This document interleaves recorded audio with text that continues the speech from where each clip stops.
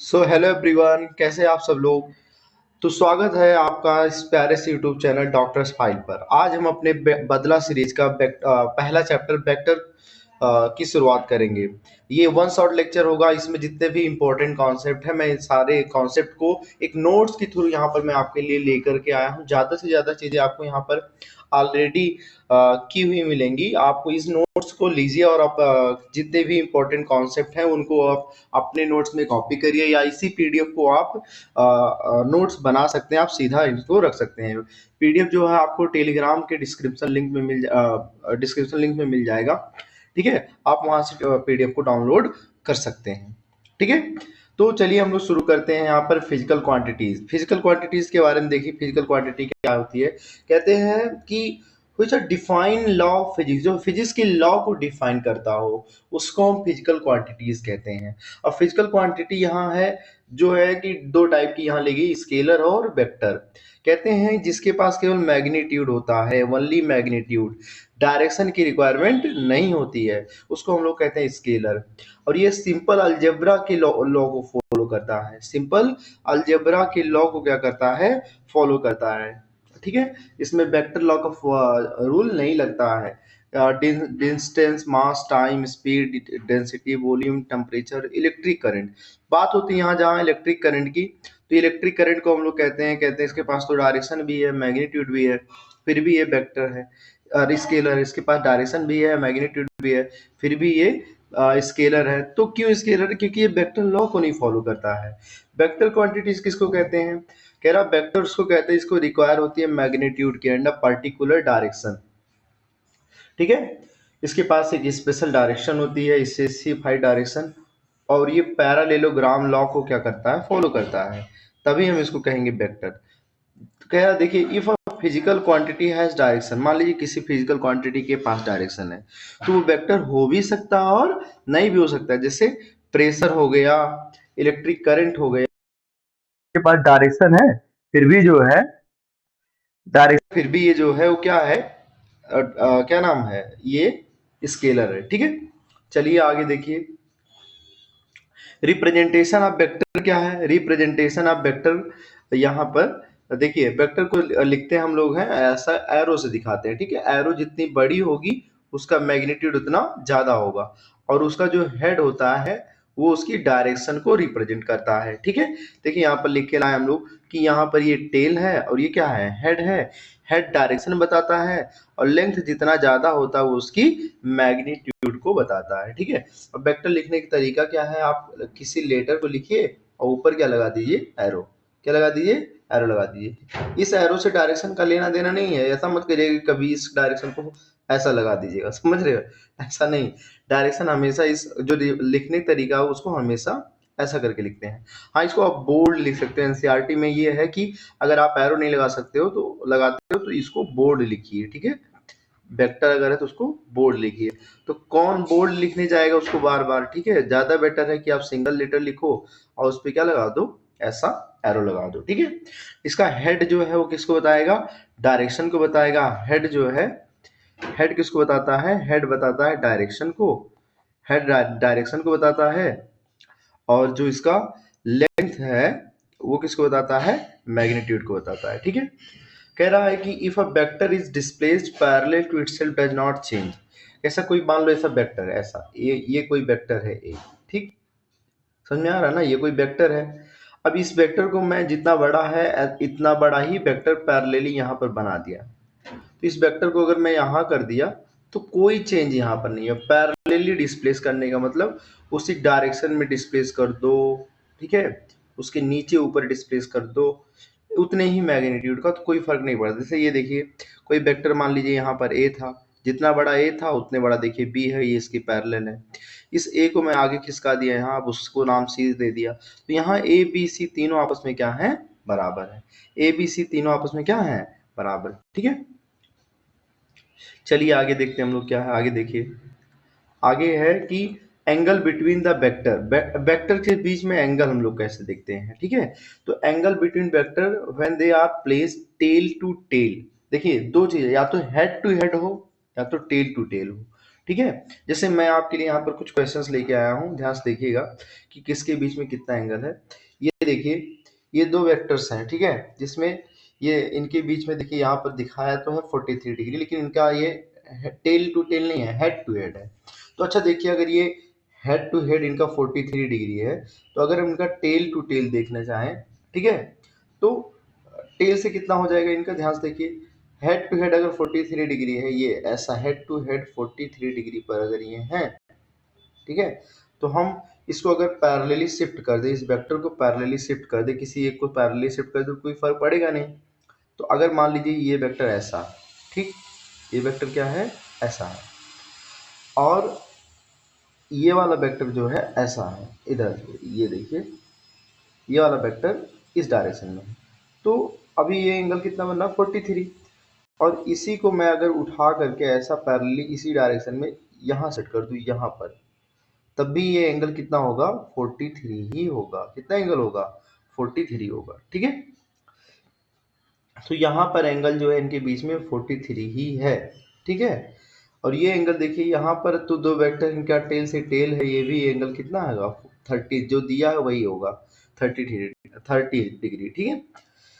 तो और अगला देखिए, यहाँ पर अगला क्या है कि ये 45 डिग्री पर दिख तो रहा है, लेकिन ये देखिए एक का हेड है और एक का टेल है, तो इस केस में हम जो एंगल दिया वही एंगल नहीं है। यहाँ पर हम इसको पैरेलली शिफ्ट कर देंगे, देखिए ध्यान से, ये 45 डिग्री पर है, तो इसको हम लोग क्या करेंगे, इसको शिफ्ट कर देंगे ताकि ये टेल से टेल मिल जाए। तो अगर इसको हम इसी डायरेक्शन में से आगे की ओर बढ़ा दें, ऐसा ऐसा आगे की ओर क्या कर दें, इसको बढ़ा दें, तो हमारा वेक्टर ये बन जाएगा, ये वाला वेक्टर समझिए यहाँ पर आ गया, ठीक है। अब ये 45 था, तो इधर कितना एंगल बन जाएगा, 135। तो इनके बीच में जो एंगल हो कितना है, 135 है, ठीक है। ऐसे यहाँ पर देखिए, ये कितना है एंगल, 120 डिग्री दिया है, 120 दिया, लेकिन एक का हेड है एक का टेल, आपको टेल से टेल मिलाना, तो इसको इसको उठा करके ऐसे पैरेलली शिफ्ट कर दीजिए। यहाँ पर देखिए इसका भी एंगल कितना हो गया, 60 डिग्री हो गया। कितना एंगल हो गया, 60 डिग्री हो गया, ठीक है। यहाँ पर देखिए, यहाँ पर एंगल दिया 30 डिग्री, लेकिन ये हेड और टेल मिला और इधर का एंगल, तो इसको जब आप पैरेलली यहाँ शिफ्ट करोगे तो ये 30 ही मिलेगा आपको। कौन सा एंगल मिलेगा, 30। इसका 30 होगा, इसका 60 होगा, इसका देखिए, इसको पैरेलली आगे कर दिए, टेल टू टेल मिल गया, 135 आ गया। ये टेल टू टेल ऑलरेडी मिला था, ये 30 होगा। ये हेड टू हेड मिल जाए या टेल टू टेल मिल जाए तो एंगल सेम होता है, ठीक है। चलिए, ये क्या कह रहा है, ध्यान से देखिए, इसमें क्या कह रहा है, इस क्वेश्चन में देखिए, यहाँ क्वेश्चन लेके आए आपके लिए। क्या कह रहा है इस क्वेश्चन में, कह रहा है कि find the angle between all the vectors. ये ट्रायंगल दिया है, इस ट्रायंगल में सभी वेक्टर्स के बीच में एंगल बताना है। तो एंगल आर और पी के बीच में एंगल देखो क्या है, आर और पी के बीच में एंगल, ठीक है। आर पी के बीच में जो एंगल है वो है 90 डिग्री। वो तो दिख रहा है क्लियरली, क्यों, कैसे पता चला आपको, देखिए ये हेड टू हेड है, अरे टेल टू टेल है, ठीक है, टेल टू टेल जो एंगल होता है वही होता है। अच्छा, आर और क्यू का देखिए, आर और क्यू का इनका भी एंगल 60 ही है। क्यों 60 है, क्योंकि चाहे हेड टू हेड हो चाहे टेल टू टेल हो, एंगल सेम होता है, ठीक है।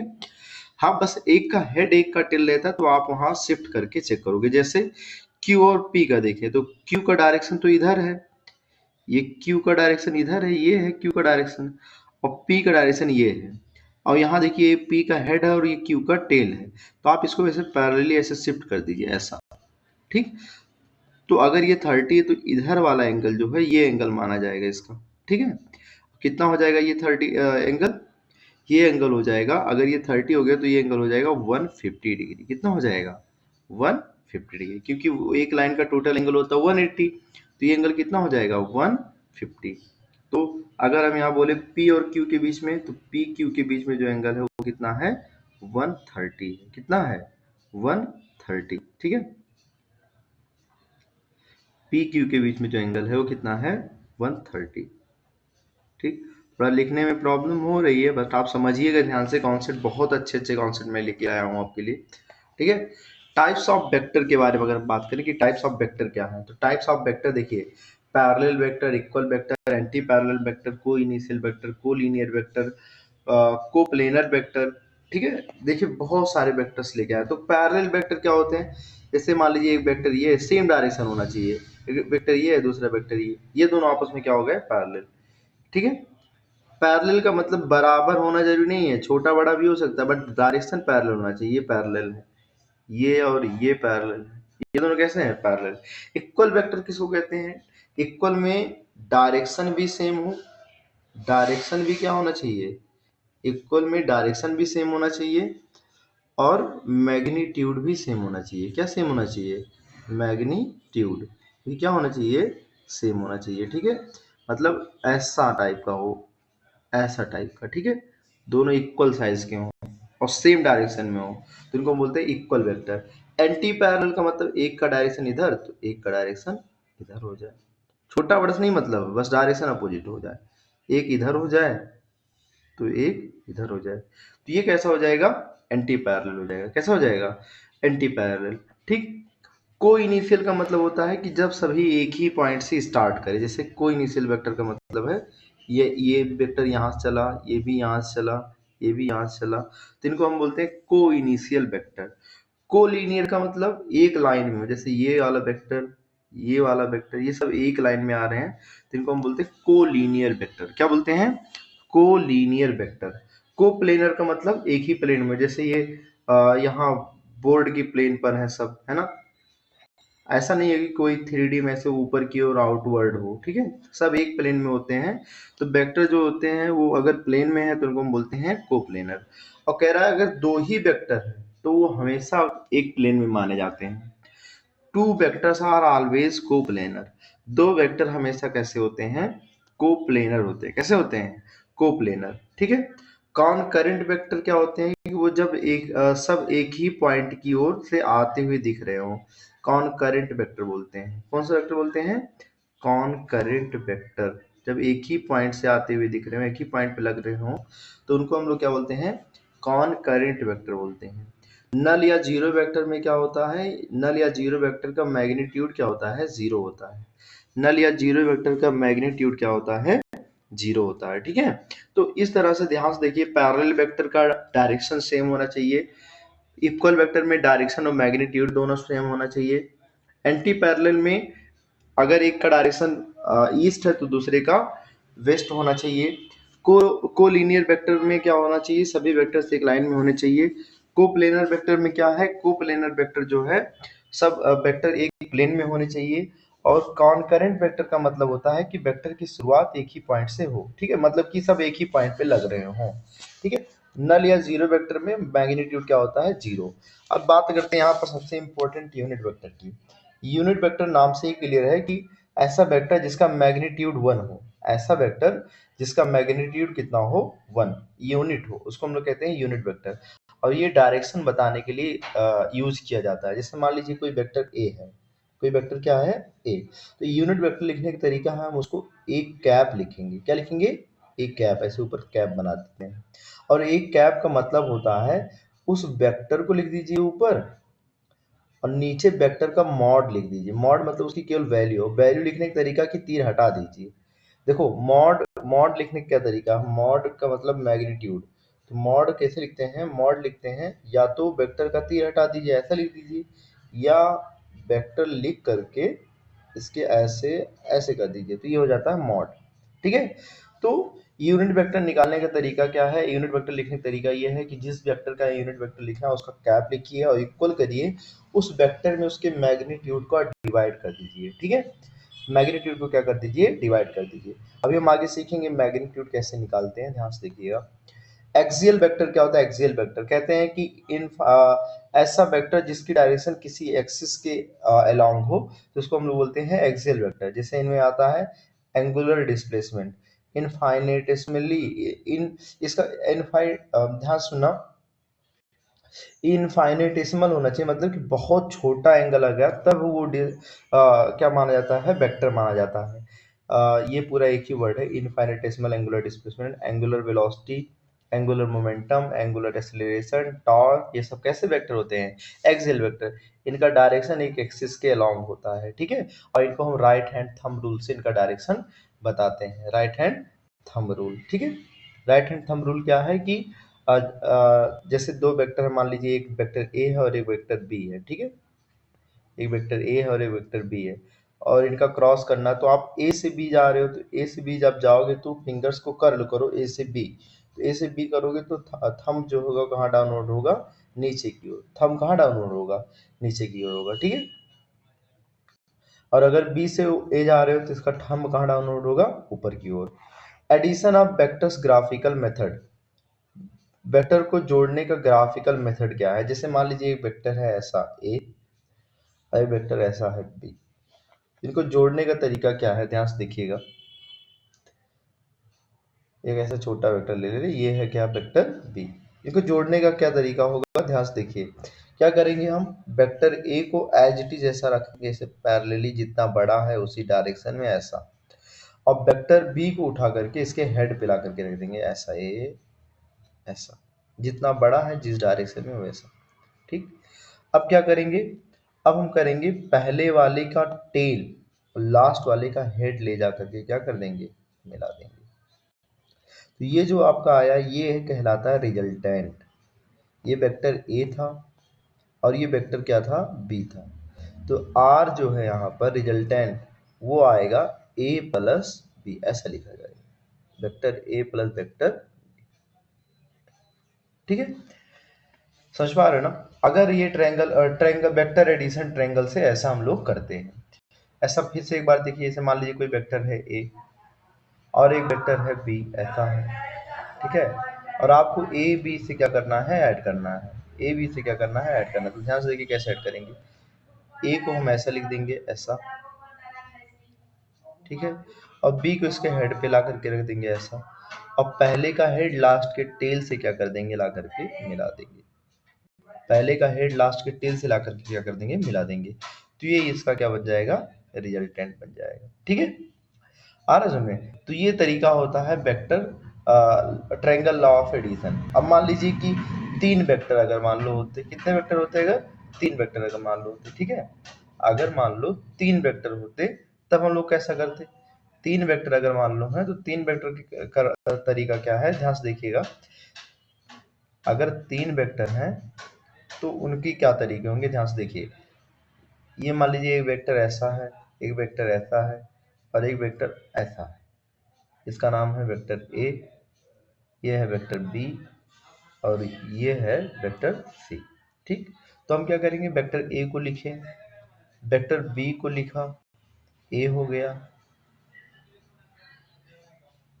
वेक्टर बी हो गया, ठीक है। और वेक्टर सी देखिए ऐसा इधर है, इसको ऐसे यहाँ, मतलब आप क्या करोगे, सक्सेसिव वेक्टर को क्या करोगे, सक्सेसिव वेक्टर के टेल को उसके हेड पर ला करके रख दोगे, ठीक है। अब क्या करना, आपके पहले का टेल लास्ट वाले के हेड को ले जाकर के क्या कर देना है, मिला देना, ठीक है। इस तरह ये इसका रिजल्टेंट बन जाएगा। यहाँ रिजल्टेंट जो आ रहा है, रिजल्टेंट जो है वो ए प्लस बी प्लस सी है। रिजल्टेंट जो है वो क्या है, ए प्लस बी प्लस क्या है, सी है, ठीक है। ओके, चलिए आगे हम लोग देखते हैं पैरालेलोग्राम लॉ, ठीक है। पैरालेलोग्राम लॉ, पैरालेलोग्राम लॉ क्या है, इसमें ये है कि ये ट्रायंगल लॉ था। अब मान लीजिए वही सेम क्वेश्चन मान लो मैं ले रहा हूँ कि एक वेक्टर ए था और एक वेक्टर क्या था, ये बी था, ठीक है। इनको ऐड करना था, तो वो ट्रायंगल लॉ से तो ऐसा ऐड किए, लेकिन अगर इसको हम पैरालेलोग्राम से ऐड करेंगे ना, तो पैरालेलोग्राम से ऐड करने का तरीका देखिए कैसा होगा। ये वेक्टर है ए और ये दूसरा वेक्टर है बी, तो हम लोग उस टेल से टेल को मिला देंगे उसी डायरेक्शन में, उनके टेल से टेल को मिला देंगे। और फिर क्या करेंगे, ध्यान से देखिए, फिर क्या करेंगे, इस इन दोनों साइड के देखते हुए एक पैरालेलोग्राम ड्रॉ कर देंगे ऐसा, देखिए टाइप। तो होगा क्या, ऐसा ड्रॉ कर दिए मान लीजिए। अब यहाँ से यहाँ तक का ये जो डायगोनल है ना, डायगोनल, ये डायगोनल रिप्रेजेंट करेगा, ये डायगोनल जो है ये रिप्रेजेंट करता है किसकी मैग्नीट्यूड को, इन दोनों के रिजल्टेंट को क्या करता है, रिप्रेजेंट करता है। ये रिजल्टेंट आर, या रिजल्टेंट आर बराबर क्या हो जाएगा, रिजल्टेंट आर बराबर हो जाएगा ए प्लस बी। आ रही बात समझ में। तो ये है पैरेललोग्राम लॉ।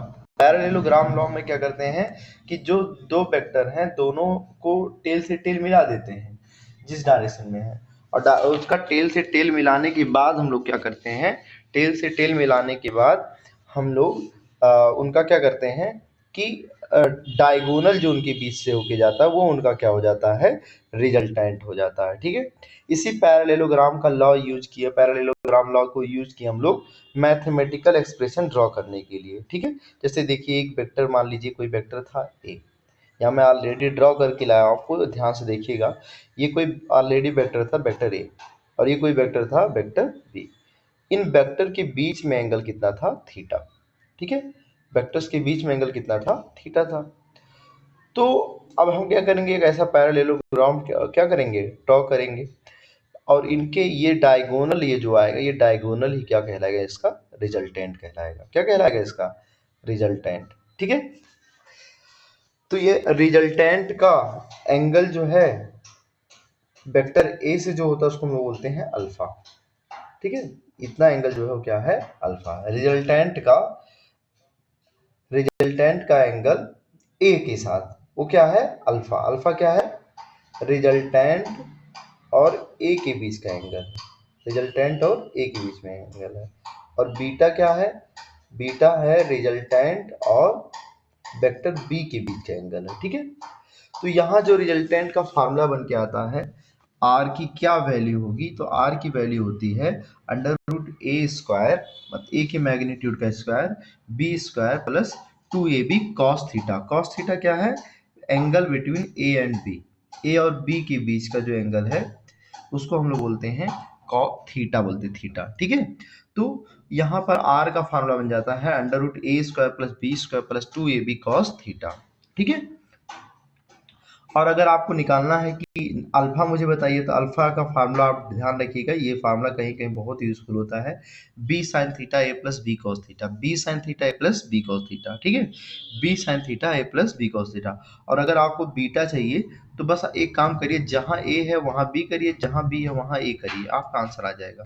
तो आप टेन अल्फा ही याद रखिए, टेन बीटा अगर आपको निकालना है तो ए की जगह पे बी और बी की जगह पे ए करिए, आपका फार्मूला बन जाएगा। हाँ, बस इतना ध्यान रखिएगा कि जो यहाँ अल्फा है वो किस, क्या बता रहे हैं हम, अल्फा बता रहे हैं रिजल्टेंट और वेक्टर ए के बीच का एंगल, और बीटा जो होता है वो रिजल्टेंट और बी के वेक्टर बी के बीच का एंगल होता है। ठीक है, अब आगे देखिए क्वेश्चन हम यहाँ आपके लिए लेके आए। क्वेश्चन कैसे इस फार्मूले पर सवाल लगाएंगे हम, तो ध्यान से देखिए, कह रहा है two vector of magnitude 4 newton and 6 newton.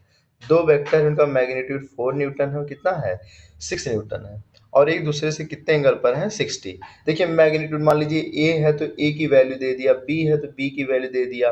दो वेक्टर था, वेक्टर ए बी का वैल्यू दिया तो हम इसलिए केवल ए लिखेंगे और बी लिखेंगे, यहाँ एरो नहीं लगाएंगे इनके ऊपर, और इनके बीच का एंगल 60 है। तो सीधा सीधा कह रहे हैं इनका रिजल्टेंट निकालिए। अब रिजल्टेंट के लिए हम फार्मूला लगा देंगे, ए स्क्वायर मतलब 4 का स्क्वायर, बी स्क्वायर मतलब 6 का स्क्वायर, 2 और ए का मतलब 4 और बी का मतलब 6 cos 60। तो क्या हो जाएगा, 4 का स्क्वायर 16 हो जाएगा, यहाँ 6 का स्क्वायर कितना 36 हो गया। अब यहाँ 2 4 6 का मल्टीप्लाई करेंगे तो कितना हो जाएगा, 2 4 जाए 8 6 जा 48, और cos 60 की वैल्यू 1/2, तो यहाँ से 1/2 कैंसिल आउट होगा तो ये जाएगा 24। 24 36 और 16 जोड़ करके आएगा अंडर रूट कितना 76।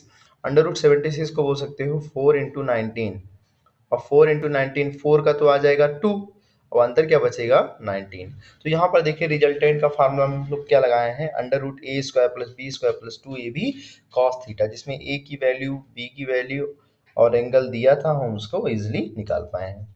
और क्या पूछा था, angle between resultant vector and 4 Newton, 4 Newton के बीच में और रिजल्टेंट के बीच में एंगल पूछा है। तो ये समझिए सर, ये 4 था और ये 6 था, ये 4 था और ये क्या था 6 था, तो रिजल्टेंट ये आया बीच में। ठीक है, तो ये वाला एंगल तो पूछा, इसको टेन अल्फा लिखेंगे।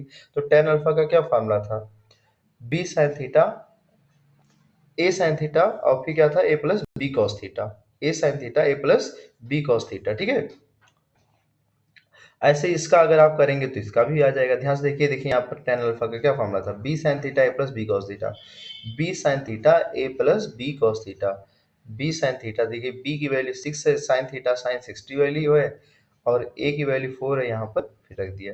बाकी देखिए 6 लिखा 6 लिख दिया, साइन 60 की वैल्यू √3/2 है। अब ध्यान रखें यहाँ पर आपको एंगल्स की वैल्यू पता होनी चाहिए। ठीक है, और 4 लिखा 4 लिख दिया, 6 लिखा 6 लिख दिया, cos 60 की वैल्यू यहाँ पर है 1/2, ठीक है। अब देखिए ये कट जाएगा, इससे 2 का यहाँ पर कितना आ जाएगा, ये 3 हो जाएगा, ठीक है। कितना हो जाएगा ये 3, और ये 2 से ही कटेगा, ये भी कितना हो जाएगा 3। तो नीचे आ गया, देखिए 4 और 3 7 नीचे आ गया, ऊपर 3√3। अब 3√3 अपन 7 किसी की वैल्यू तो है नहीं, तो अल्फा यहीं रहने देंगे और tan को इधर कर देंगे। तो अगर ये ऐसा लिखा है tan अल्फा बराबर कुछ लिखा हो, मान लीजिए 3 लिखा है, तो अल्फा हो जाता है tan इनवर्स करके, ऐसा tan इनवर्स 3, ठीक है। तो ऐसे यहाँ भी है कि tan अल्फा बराबर 3√3/7 था, तो अल्फा बराबर हो जाएगा 3√3/7, ठीक है। अच्छा, tan बीटा अगर पूछा तो बस वही मैं बोला था, a की जगह b कर दीजिए, b की जगह पे a कर दीजिए, तो यहाँ पर आपको बीटा निकल के आ जाएगा tan इनवर्स √3/4, ठीक है। तो देखिए यहाँ पर बस आपको एक फार्मूले का सैंपल दिखाना था कि फार्मूला यूज कैसे होती है। तो यहाँ पर 4 न्यूटन और 6 न्यूटन दिया था, उनके बीच का एंगल 60 डिग्री दिया था, तो उस फार्मूले को यूज करने का तरीका ऐसा है। और अगर आपसे एंगल पूछ रहा है कि पहले वेक्टर और रिजल्टेंट के बीच का एंगल बताइए, तो आप tan alpha b sin theta plus b cos theta लगाइए। और अगर दूसरे वेक्टर से पूछ रहा है तो a sin theta a plus b cos theta लगाइए, ठीक है। चलिए आगे हम लोग देखते हैं, आगे क्या है स्पेशल केस। स्पेशल केस क्या है कि अगर दो वेक्टर पैरेलल हो, पैरेलल का मतलब डायरेक्शन दोनों का सेम हो, उनके बीच का एंगल क्या हो 0 डिग्री। तो अगर उनके बीच का एंगल 0 डिग्री होता है तो उनको हम लोग सीधा सीधा ऐड कर देते हैं, फार्मूला लगाने की जरूरत नहीं है, ठीक है। क्यों नहीं है, क्योंकि जैसे मान लीजिए ये 6 न्यूटन है, ठीक है, ये 6 न्यूटन है और इसी डायरेक्शन में 8 न्यूटन और लग रहा है, तो टोटल वेक्टर सीधा हम बोल देंगे 14 न्यूटन। हमेशा मत बोल देना कि ऐसा ये 6 है और ये 6 है, ये 8 है, बस तुम बोल दो कि नहीं ये कितना हो जाएगा 14। जब जीरो एंगल पे होंगे तब आप बोलोगे, कितने एंगल पर, जीरो एंगल पर वेक्टर होंगे तब आप सीधा सीधा ऐड करके बोल दोगे कि हाँ ये 14 होंगे। और ये ऐसा क्यों हो रहा है, क्योंकि देखिए फार्मूला क्या है, √a² plus b² plus 2ab cos theta यहाँ पर है ना। और cos थीटा जब आप रखेंगे, देखिए यहाँ पर वेक्टर के दो वेक्टर अगर पैरेलल है तो उनको सीधा आप ऐसा जोड़ सकते हो। क्यों जोड़ सकते हो, क्योंकि रिजल्टेंट का जो फार्मूला आता है क्या आता है, √a² मान लो है प्लस b² है, ठीक है, और प्लस क्या है 2ab cos थीटा है ना। यहाँ आप cos 0 रखोगे और cos 0 की वैल्यू कितनी होती है 1, तो ये जब 1 हो गया तो मतलब इसको लिखने की जरूरत ही नहीं है, इसको लिखने की जरूरत नहीं है। तो अंदर क्या है a² plus b² plus 2ab, और a² plus b² plus 2ab क्या होता है a प्लस b का होल स्क्वायर। तो यहाँ रिजल्टेंट आएगा √a प्लस b का होल स्क्वायर, क्या आएगा a प्लस b का होल स्क्वायर आएगा। तो रूट स्क्वायर एक साथ है तो यहाँ पर रूट हट जाएगा, तो r इक्वल टू क्या आ जाता है a प्लस बी। तो आप मतलब यहाँ देखिए ज्यादा डेरिवेशन पे फोकस मत करिए कैसे है क्या हुआ, लेकिन आप यहाँ पर ये समझिए कि अगर दो वेक्टर पैरेलल हैं तो उनको आप सीधा सीधा क्या कर सकते हो, ऐड कर सकते हो, सीधा सीधा क्या कर सकते हो, ऐड कर सकते हो। और दो वेक्टर अगर एंटी पैरेलल है मतलब अपोजिट डायरेक्शन में है, तो अपोजिट डायरेक्शन में तो उनको सीधा सीधा आप क्या कर सकते हो, घटा सकते हो, सीधा सीधा उनको क्या कर सकते हो, घटा सकते हो, ठीक है। दो वेक्टर अगर एंटी पैरेलल हैं तो उनको आप सीधा सीधा क्या कर सकते हो, घटा सकते हो, ठीक है। चलिए देखिए ये दो वेक्टर अगर एंटी पैरेलल है तो उनको घटा सकते, मतलब एक वेक्टर अगर इधर है 10 न्यूटन का लग रहा है और इधर लग रहा है 6 न्यूटन का, तो आपका जो आंसर आएगा वो 4 न्यूटन आएगा। और 4 न्यूटन किधर आएगा, ज्यादा वाले की तरफ, ज्यादा वाला किधर था आगे की तरफ, ये 10, तो आपका आंसर आएगा 4 लेकिन ज्यादा वाले की तरफ। तो आप उनको सीधा सीधा क्या कर सकते हो, घटा सकते हो। लेकिन अगर दो वेक्टर 90 डिग्री पर हो, जैसे ये मान लीजिए ये 4 है और ये 3 है, ये 4 है और ये क्या है 3 है, और इनके बीच में एंगल कितना टेल से टेल मिला करके 90 डिग्री है, तो सीधा इनका फॉर्मूला होगा √a² plus b², √a² plus b²। तो 3 और 4 का √a² प्लस b² करेंगे कितना आएगा 5। कुछ पेयर्स आप याद रखिए, जैसे 3 4 का 5 होता है, 8 6 का क्या होता है 10 होता है, ठीक है। 24 कह रहे 24 और 7 का 25 होता है, 3 4 का 5, और ऐसा होता है 3 4 5 होता है, 3 4 5 होता है, और क्या होता है 8 6 10 का है, ठीक है। जो ज्यादा यूज होते हैं उनको बोलते हैं 12 13 5 का, 12 13, 12 और 13 और क्या 5 का, ठीक है, 12 13 5 का है। और एक है 25 24 और 7 का, ठीक है। तो 25, 24, 7 का भी है। तो ऐसा पाइथागोरियन ट्रिक इनको बोलते हैं। आप धीरे इनको सीधा लर्न रखिएगा, आपके लिए ये यूजफुल होंगे, ठीक है। तो दो वेक्टर अगर डायरेक्शन सेम है तो इनको हम सीधा करेंगे a plus B, direction opposite है तो कर देंगे a माइनस बी, और परपेंडिकुलर तो कर देंगे under root A square plus B square, ठीक है। स्पेशल केस में क्या है, स्पेशल केस क्या है कि अगर मान लीजिए आप दोनों वेक्टर को जोड़ रहे, दोनों वेक्टर इक्वल है, ये वेक्टर a है और ये वेक्टर क्या है, b है, ठीक है। दोनों की वैल्यू सेम है, मान लीजिए ये भी 6 है, ये भी 6 है, या ये इसकी वैल्यू भी a है, इसकी वैल्यू भी a है। तो अगर दो वेक्टर इक्वल मैग्नीट्यूड के होते हैं और उनके बीच का एंगल आपको दिया है, एंगल क्या दिया, उनके बीच का एंगल आपको दिया थीटा, तब उसका जो रिजल्टेंट होगा उनके बाइसेक्टर से जाएगा। बाइसेक्टर का मतलब बीचों बीच से। ऐसा मान लीजिए ये 6 है, ये 6 है, तो इसका जो रिजल्टेंट जो भी आएगा वो एकदम बीच से जाएगा, इनके कहाँ से जाएगा, एकदम बीच से, ऐसा, ठीक है। और उसका फार्मूला होता है R equal to 2a cos theta by 2, 2a cos theta by 2, ठीक है। दो वेक्टर अगर इक्वल मैग्नीट्यूड के हों, फिर से सुन लो, दो वेक्टर अगर इक्वल मैग्नीट्यूड के हों और उनके बीच का एंगल थीटा हो तो उनका रिजल्टेंट का फार्मूला होता है 2a cos थीटा बाई 2, और वो उनके सीधे बाइसेक्टर से वो लाइन जाती है, ठीक है। इसका क्या मतलब, जैसे अगर देखिए मैं अगर एग्जांपल लूं तो ध्यान से देखिएगा। अगर मान लीजिए कह दूं कि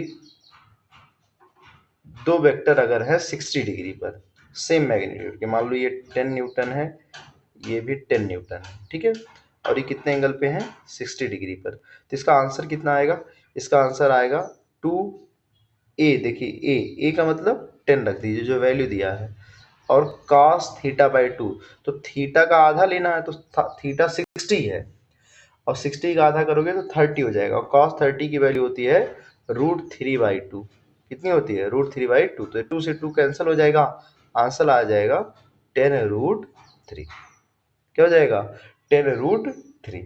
तो ऐसा हम लोग करते हैं कि अगर वेक्टर इक्वल मैग्नीट्यूड का है तो हम लोग क्या करते हैं, वेक्टर अगर इक्वल मैग्नीट्यूड का है तो उनका सीधा formula 2a cos theta by 2 करते हैं उनके वेक्टर सम का, ठीक है। तो यहाँ से कुछ चीजें ध्यान से देखिए, क्या चीजें निकल के आती हैं। अगर दो वेक्टर इक्वल मैग्नीट्यूड के हो, ध्यान से रखिए इन चीज जो मैं बता रहा हूँ बहुत इंपॉर्टेंट, ध्यान रखिए। अगर दो वेक्टर इक्वल मैग्नीट्यूड के, मान लीजिए ये इसकी वैल्यू a है, इसकी वैल्यू क्या है, a है, और 90 डिग्री पर है, तो इसका आंसर आएगा a√2, क्या आएगा, a√2। अगर दो वेक्टर इक्वल मैग्नीट्यूड के हैं और वो 60 डिग्री पर है, इसका वैल्यू ये, इसका वैल्यू ये, और 60 डिग्री पर है, ठीक है, कितने डिग्री पर है, 60, तो इनका जो वैल्यू आएगा वो आएगा a√3। 90 पर होंगे तो a√2, 60 पर होंगे तो a√3। और अगर दो वेक्टर इक्वल मैग्नीट्यूड के हों और 120 डिग्री पर हों, कितने डिग्री पर हों, 120, तो इनका रिजल्टेंट भी उतना ही आएगा, a ही आएगा, ठीक है। तो ये तीनों चीज़ें आप ध्यान रखिएगा, ये जो तीनों चीज़ें आपको बताई गई हैं, ये अगर 90 पर होता है तो आंसर a√2 आता है, 60 पर होता है तो आंसर a√3 आता है, और अगर 120 डिग्री पर हो, 120 डिग्री पर अगर हो तो आंसर जो है क्या होता है, वही रह जाता है उनके बीच का, ठीक है।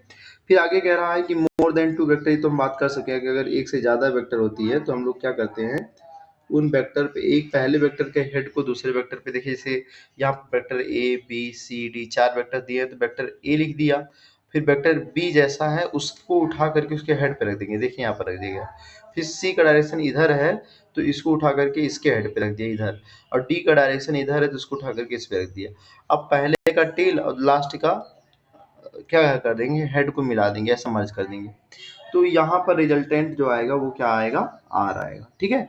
और अगर मान लीजिए कभी भी कोई चार वेक्टर जोड़ करके ऐसा जोड़ा जा रहा है, मान लीजिए ये चार थे ए बी सी डी थे, ए बी सी डी, ये तो रिजल्टेंट है ना, ये कहाँ है, चार ही वेक्टर थे, ए था, बी था, सी था और डी था। तो अगर कभी भी चारों वेक्टर ऐसा जोड़ा जाए, ऐसा ऐसा, और ये चार के चारों आपस में से क्लोज बन जाए, घेर ले एक दूसरे को, तो उनका रिजल्टेंट क्या आ जाता है, जीरो आ जाता है।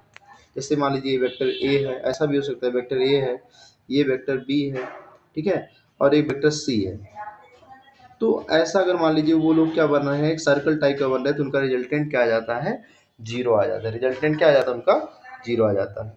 अब देखिए यहाँ पर स्पेशल केस क्या लेके आए आपके आपके लिए स्पेशल केस है कि इफ एन कोप्लेनर वेक्टर, अब कोप्लेनर का मतलब वो सेम प्लेन में होने चाहिए। If N coplanar vector of equal magnitude are at equal angular separation, देखिए यहाँ पर इक्वल एंगल है 120 120 120, ठीक है। अब जैसे इक्वल सेपरेशन का मतलब ध्यान से देखिए, अगर मान लीजिए 10 वेक्टर है तो 360 का 10 कितना आएगा, 360 का 10 इक्वल वेक्टर ऐसे हों तो 360 को 10 हिस्से में बांटो कितना आएगा, 36 आ जाएगा, 36 आ जाएगा, ठीक है। तो कह रहा है कि एन कोप्लेनर वेक्टर 2 4 5 जितने भी हो सकते हैं, ठीक है, इक्वल मैग्नीट्यूड के हों, ठीक है, और इक्वल एंगुलर सेपरेशन पे सभी के बीच में एंगल क्या हो, सेम हो, तो उनका रिजल्टेंट जीरो होता है। जैसे 120 120 120 के तीन वेक्टर अगर एक दूसरे से इक्वल इक्वल मैग्नीट्यूड के वेक्टर होने चाहिए, अगर 120 डिग्री पर हैं तो इनका टोटल सम क्या आएगा, जीरो आएगा, ठीक है। और ऐसे ही अगर चार वेक्टर जो है, ऐसे ही अगर चार वेक्टर देखिए, चार वेक्टर को अगर प्लेन पे रखोगे तो 360 का 4 हिस्सा करोगे तो 90 90 आएगा। तो यहाँ पर चार हिस्सा जो बनेगा वो क्या आ जाएगा, यहाँ पे चार के चारों इक्वल भी हैं और इक्वल एंगुलर सेपरेशन पे भी हैं, तो इनका भी सम क्या आएगा, जीरो। कैसे होएगा, ध्यान से देख रहा, इसको ये कैंसिल कर देगा, इसको ये कैंसिल कर देगा, हो गया खत्म। और यहाँ देखिए यहाँ कैसे होगा, यहाँ मान लीजिए ए बी सी तीन वेक्टर है मान लीजिए और तीनों इक्वल है, तो ए और बी का अगर हम मैग्नीट्यूड देखें तो अभी हम बोले थे कि अगर दो इक्वल वेक्टर हों तो उनका जो रिजल्टेंट आता है उनके बीचों बीच में आता है, तो जितना ये आ रहा है उतने ये है तो एक दूसरे को ये भी कैंसिल कर देंगे, इस तरह ये जीरो हो जाते हैं। फिर अगला चीज बहुत इंपॉर्टेंट है, ध्यान रखिए अगला क्या बात है, अगली बात ध्यान से देखिए, कह रहा है कि the resultant of three vector can be zero, तीन वेक्टर का रिजल्टेंट जीरो हो सकता है if they satisfy following condition. कह रहा है कि अगर वो ऐसा कंडीशन फॉलो करते हैं तो उनका रिजल्टेंट क्या हो जाएगा, जीरो। क्या, कि वेक्टर के मैग्नीट्यूड का डिफरेंस, वेक्टर का सीधा डिफरेंस ले लो मैग्नीट्यूड का, वेक्टर के मैग्नीट्यूड का डिफरेंस, तीन वेक्टर अगर है तो तीसरे से कम या इक्वल होना चाहिए, तीसरे से, ध्यान से देखिए क्या, अगर अगर किसी तीन वेक्टर हैं और तीन वेक्टर में दो वेक्टर का डिफरेंस तीसरे के इक्वल या कम है, या उनके सम से क्या है, इक्वल या कम है। ध्यान से देखिए क्या मैं बोल रहा हूं कि तीन वेक्टर हैं ए बी सी, उसमें से किसी एक का मैग्नीट्यूड उनके डिफरेंस से क्या होना चाहिए, डिफरेंस से क्या होना चाहिए, अगर ज्यादा या बराबर हो और उनके सम से क्या हो, कम या बराबर हो, ठीक है। सम से देखिए इनको सम किया गया और सी जो है इनके सम से कम या बराबर है और सी जो है इनके डिफरेंस से ज्यादा या बराबर है, तो अगर ये कंडीशन होती है ना तो उनका रिजल्टेंट क्या आ जाएगा, जीरो आ जाएगा, ठीक है। जैसे यहाँ देखिए हम क्वेश्चन लाइन लेके आया, कह रहा कि किस में जो होता है जीरो रिजल्टेंट आ सकता है, ठीक है, जीरो रिजल्टेंट किस में आ सकता है। अब यहाँ फोर्स की बात हो रही है तो फोर्स जीरो होने का मतलब उनका रिजल्टेंट क्या होना चाहिए, जीरो होना चाहिए, रिजल्टेंट क्या होना चाहिए, जीरो होना चाहिए। तो ध्यान से देखिएगा, यहाँ देखिए एक वेक्टर दिया है पी, दिया पी क्यू आर, चार एग्जाम्पल लिए हैं पी क्यू आर का टाइप के, तो हमको क्या चेक करना है, इनका डिफरेंस, तो चार में से दो का डिफरेंस, चार में से दो घटाओगे तो डिफरेंस कितना आया, दो आया, और दो से देखिए ये तीसरा वाला वेक्टर बड़ा है कि नहीं बड़ा है, तो बड़ा तो है, ध्यान से देखिए। और इनका अगर सम कर दे 4 to 6, तो 6 जो है तीसरे से ज्यादा होना चाहिए, 6 तीसरे से क्या होना चाहिए, ज्यादा, तो तीसरा तो 8 है, यहाँ 6 ज्यादा नहीं है, ये पॉसिबल नहीं है। समझ पा रहे हो मैं क्या कह रहा हूँ, ध्यान से देखिए, आप किन्हीं दो वेक्टर को लीजिए, जैसे टू पी और क्यू को ले लिया तो पी क्यू का डिफरेंस कीजिए, कितना आया, 2, तो डिफरेंस जो है ना वो तीसरे वाले से कम होना चाहिए, तो तीसरा तो 8 है तो 8 से तो कम है, ठीक है, ये बात तो सेटिस्फाइड हो गई पहला कंडीशन। लेकिन दूसरा देखिए कि उनका सम 4 और 2 का सम 6 ज्यादा होना चाहिए था तीसरे वाले से, तो तीसरे से ज्यादा कहाँ हुआ, नहीं हुआ ना, तो ये पॉसिबल नहीं है, यहाँ पर जीरो नहीं होगा। अच्छा अगला देखिए क्या होगा, अगला 12 10 और 23 है, 12 10 और 23, तो 12 और 10 का डिफरेंस 2 आया और 2 से ज़्यादा है 23, ये तो पहला कंडीशन सही है, ठीक है। लेकिन दूसरा देखिए 12 और 10 का ऐड क्या होगा 22। अब 22 को ज्यादा होना चाहिए था 23 से, ज्यादा है नहीं, तो ये भी पॉसिबल नहीं है। ठीक है, तो देखिए फिर से एक बार सुन लीजिए बात को। डिफरेंस तीसरे वाले से कम होना चाहिए या बराबर हो जाएगा तब भी चलेगा, और सम तीसरे वाले से ज्यादा या बराबर होना चाहिए, कम नहीं होना चाहिए।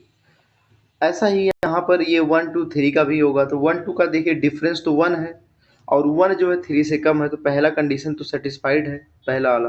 लेकिन दूसरा देखिए कि 2 1 का सम 3, 2 1 का सम 3 और 3 3 के इक्वल है या इक्वल से ज्यादा होना चाहिए, तो यह तो पॉसिबल बन गया केस। ठीक है, और ये यहाँ देखिए ये वाला केस क्या है, 8 और 7 का, 8 और 1 का डिफरेंस क्या आएगा 7 आएगा, और 8 1 का सम क्या आएगा 9 आएगा। ठीक है, और यहाँ पर 9 जो है 8 प्लस 1 जो 9 है, ठीक है, वो तो ठीक है, ज्यादा है ही है, वो तो मतलब इधर वाला कंडीशन आपकी वेरीफाइड है।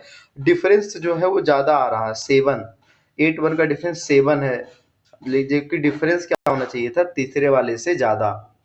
ठीक है, तो ऐसे ही आप इनको समझ सकते हैं, एक बार ध्यान से देखेंगे आप तो आपको ये समझ में आएगा कि यह क्या कहा जा रहा है। अब कह रहा है कि अगर सब्ट्रैक्शन ऑफ वेक्टर अगर आपको लेना है, सब्ट्रैक्शन ऑफ 2 वेक्टर लेना है, तो सब्ट्रैक्शन का मतलब होता क्या है पहले ये समझिए। सब्ट्रैक्शन का मतलब होता है कि जैसे मान लीजिए अगर दो वेक्टर है, वेक्टर ए है, मान लीजिए ये वेक्टर ए है और एक वेक्टर क्या है बी है, ये वेक्टर बी है। तो आपको अगर ए से बी को घटाना है तो घटाने का तरीका ये है कि आप वेक्टर को उल्टा कर दीजिए, इस बी को इधर कर दीजिए, ऐसा उसी डायरेक्शन में एंटी पैरेलल बोल दीजिए, तो ये बी नहीं बल्कि क्या बन जाएगा माइनस बी। अब हमारा दिमाग ये होना चाहिए कि अब हम वेक्टर ए और माइनस बी को जोड़ेंगे, बस हो गया सम। वेक्टर ए और माइनस बी को जोड़ेंगे, तो मैं अब इसको नहीं करने जा रहा हूं, अब हमें डिफरेंस लेना था, डिफरेंस का मतलब हम इसको कर देंगे, तो ये यहाँ पर ला करके रख देंगे, और तरीका वही है कि पहले का हेड लास्ट के हेड से ला करके मिला देंगे। ठीक है, पहले का टिल लास्ट के हेड से, तो ये माइनस बी हो गया था, तो यहाँ से रिजल्टेंट क्या बनेगा A minus B, vector A minus vector.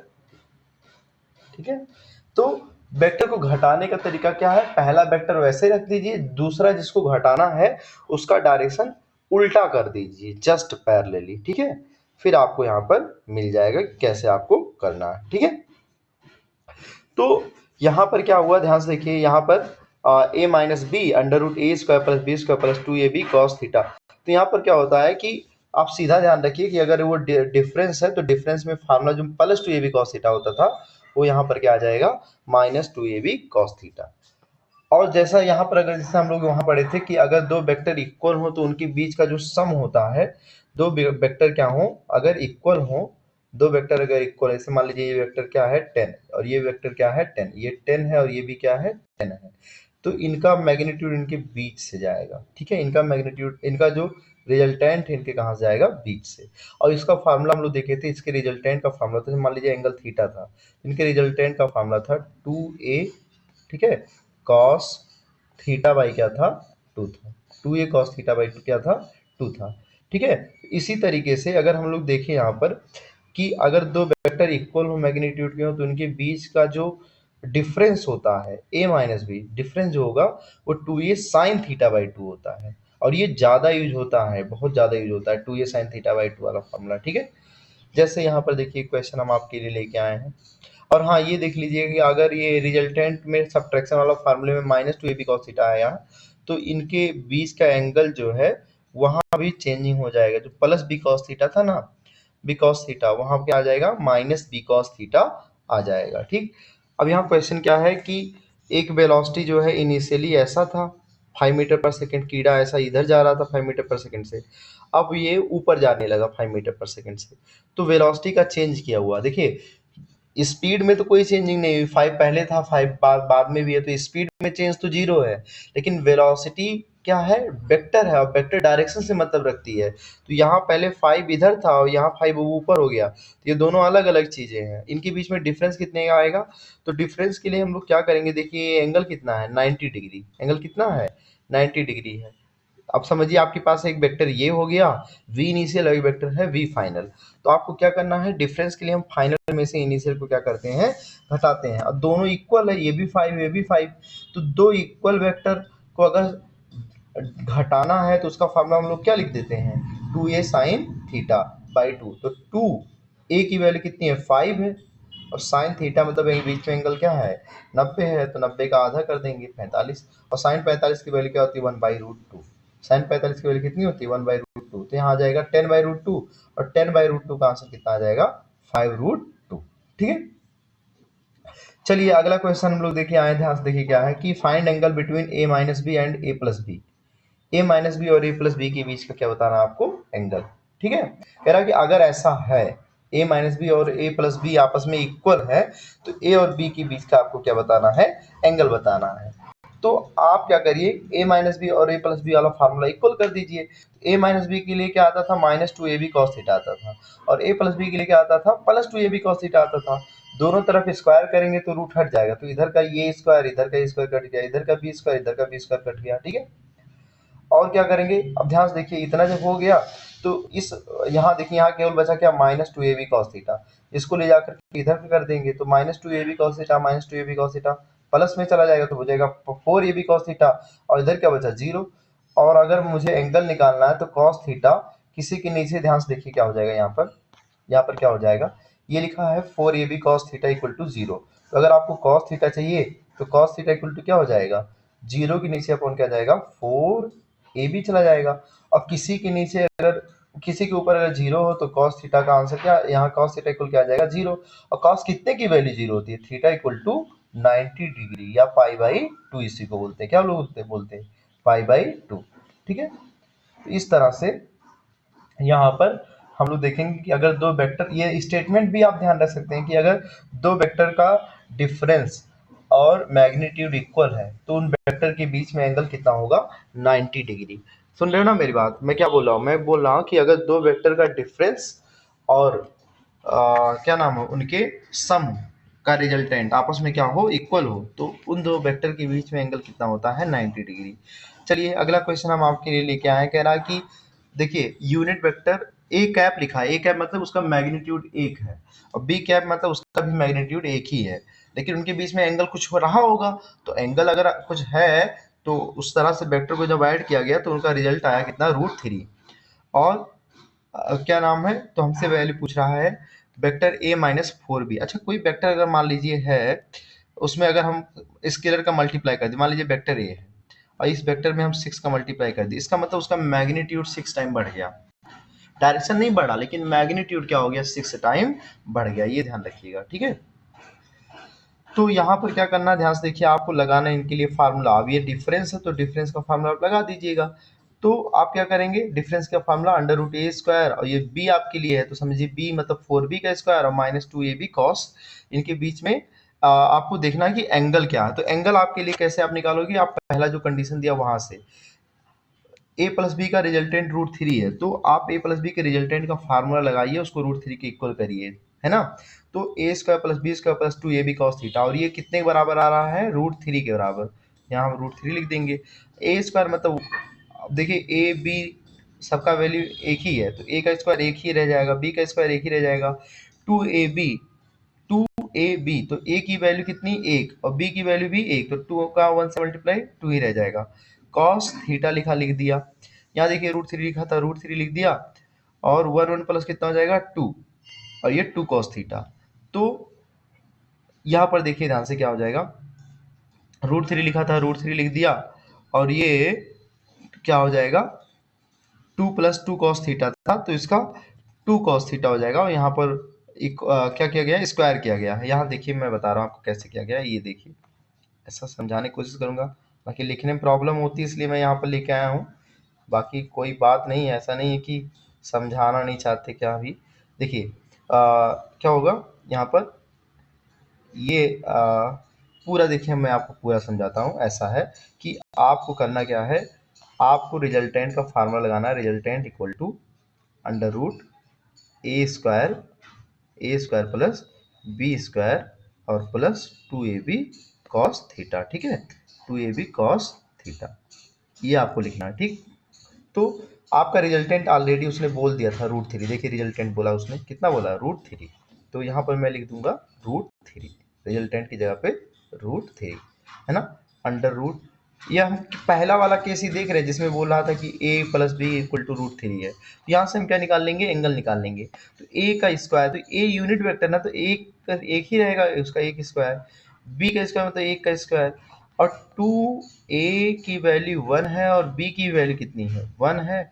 cos theta हमको पता नहीं है, तो यहाँ पर ध्यान से देखिए। अच्छा अगर स्क्वायर कर दे तो इधर का रूट हट जाएगा, इधर का भी रूट हट जाएगा, तो इधर केवल क्या आएगा 3, और इधर आएगा देखिए 1, 1 प्लस क्या हो जाएगा 2, और ये प्लस क्या आ रहा है 2 cos थीटा, ये है ना। तो ध्यान से देखिए क्या हो जाएगा, 2 को इधर अगर लेके चले गए तो 2 इधर जाएगा तो 3 से 2 जाएगा, कितना आएगा 1। तो इधर देखिए क्या बचा 2 cos थीटा इक्वल टू, जब ये 2 उधर जाकर के घट गया तो इधर कितना बचा 1। तो ये cos थीटा इक्वल टू क्या हो जाएगा, cos थीटा इक्वल टू हो जाएगा 1/2, और cos कितने की वैल्यू 1 है, 60 डिग्री की। तो यहाँ से थीटा क्या आ गया आपका 60 डिग्री आ गया, थीटा आपका क्या आ गया 60 डिग्री।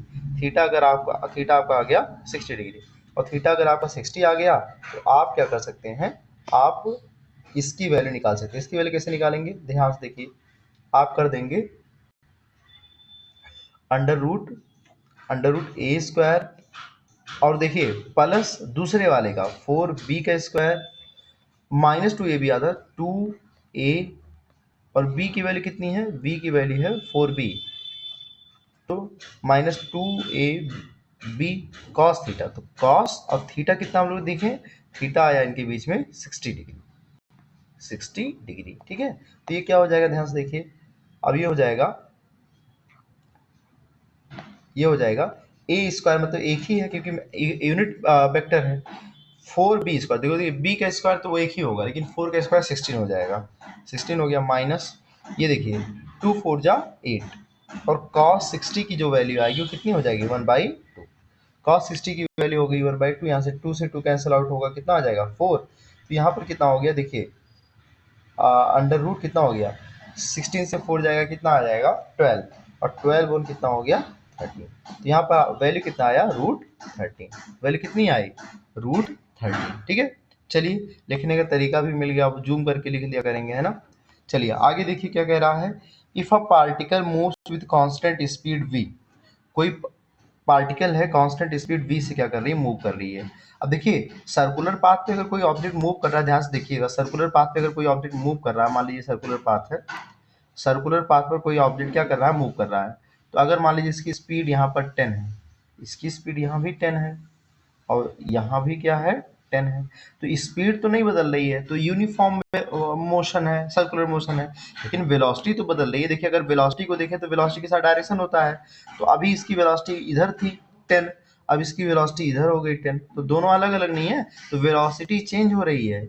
वेलोसिटी क्या हो रही है यहाँ पर, वेलोसिटी तो चेंज हो रही है, वेलोसिटी क्या हो रही है, चेंज हो रही है, लेकिन स्पीड नहीं बदल रही है, ठीक है। तो क्या कह रहा है क्वेश्चन में, ध्यान से देखिए क्या कह रहा है, कह रहा है if a particle move with constant speed v on circumference, find magnitude of change in velocity a to b। हमें चेंज इन वेलोसिटी बताना है, तो ध्यान से देखिए यहाँ पर वेलोसिटी अभी ये थी, ठीक, अब वेलोसिटी कहाँ चली गई यहाँ पर, और ये एंगल कितना बना, यहाँ से यहाँ जाने में जो एंगल बना इस पॉइंट पे था, अब ये पॉइंट पहुंच गया, तो कितना एंगल गया 60 डिग्री, ठीक है। तो मैं कह रहा हूं कि अगर ए से बी जाने में रेडियस वेक्टर 60 बन रहा है, ध्यान से देखिए सुनिएगा मेरी बात, अगर रेडियस वेक्टर 60 बन रहा है ना, ए से बी जाने पर रेडियस वेक्टर 60 बन रहा है, तो उनके बीच का भी एंगल 60 होगा। कैसे मैं बताऊं, ध्यान से देखिएगा। अच्छा ये मुझे इतना बताइए कि ये इस पे 90 है कि नहीं है, ये इस पर 90 है कि नहीं है। तो मैं क्या बोल रहा हूँ, रूल को समझिएगा, अगर दो वेक्टर ऐसे हैं, ठीक, और उनके बीच में एंगल थीटा है, तो उनके 90 के बीच में भी एंगल थीटा होता है। जैसे इनका 90, इस लाइन का 90 ये, और इस लाइन का 90 ये, ठीक है। तो अगर इनको हम ध्यान से देखें तो इनके बीच में भी एंगल कितना आएगा, इसके और इसके बीच में भी एंगल क्या आएगा, थीटा ही आएगा, ठीक है। जैसे अगर ऐसा कहते हैं हम लोग, ये वेक्टर मान लीजिए कोई है, ठीक है, तो वेक्टर ये मान लीजिए अगर कोई है और दूसरा ये वेक्टर है, ठीक, इनके बीच में एंगल क्या है थीटा। तो इस लाइन का देखिए, इस लाइन का 90 कौन सा होगा, ये लाइन, और इस लाइन का 90 कौन होगा, ये लाइन, तो इनके बीच में भी एंगल कितना होगा, थीटा। तो रूल्स क्या है कि दो वेक्टर के बीच का अगर एंगल थीटा हो, दो वेक्टर या दो लाइन के बीच का एंगल अगर थीटा हो, तो उनके परपेंडिकुलर के बीच में भी एंगल क्या होता है, थीटा। फिर से, दो वेक्टर के बीच के एंगल अगर थीटा हो, है ना, दो वेक्टर के बीच एंगल अगर थीटा हो, तो उनके वेक्टर या लाइन के बीच का जो परपेंडिकुलर होता है, उनके बीच का भी एंगल क्या होता है, थीटा। जैसे ये देखिए,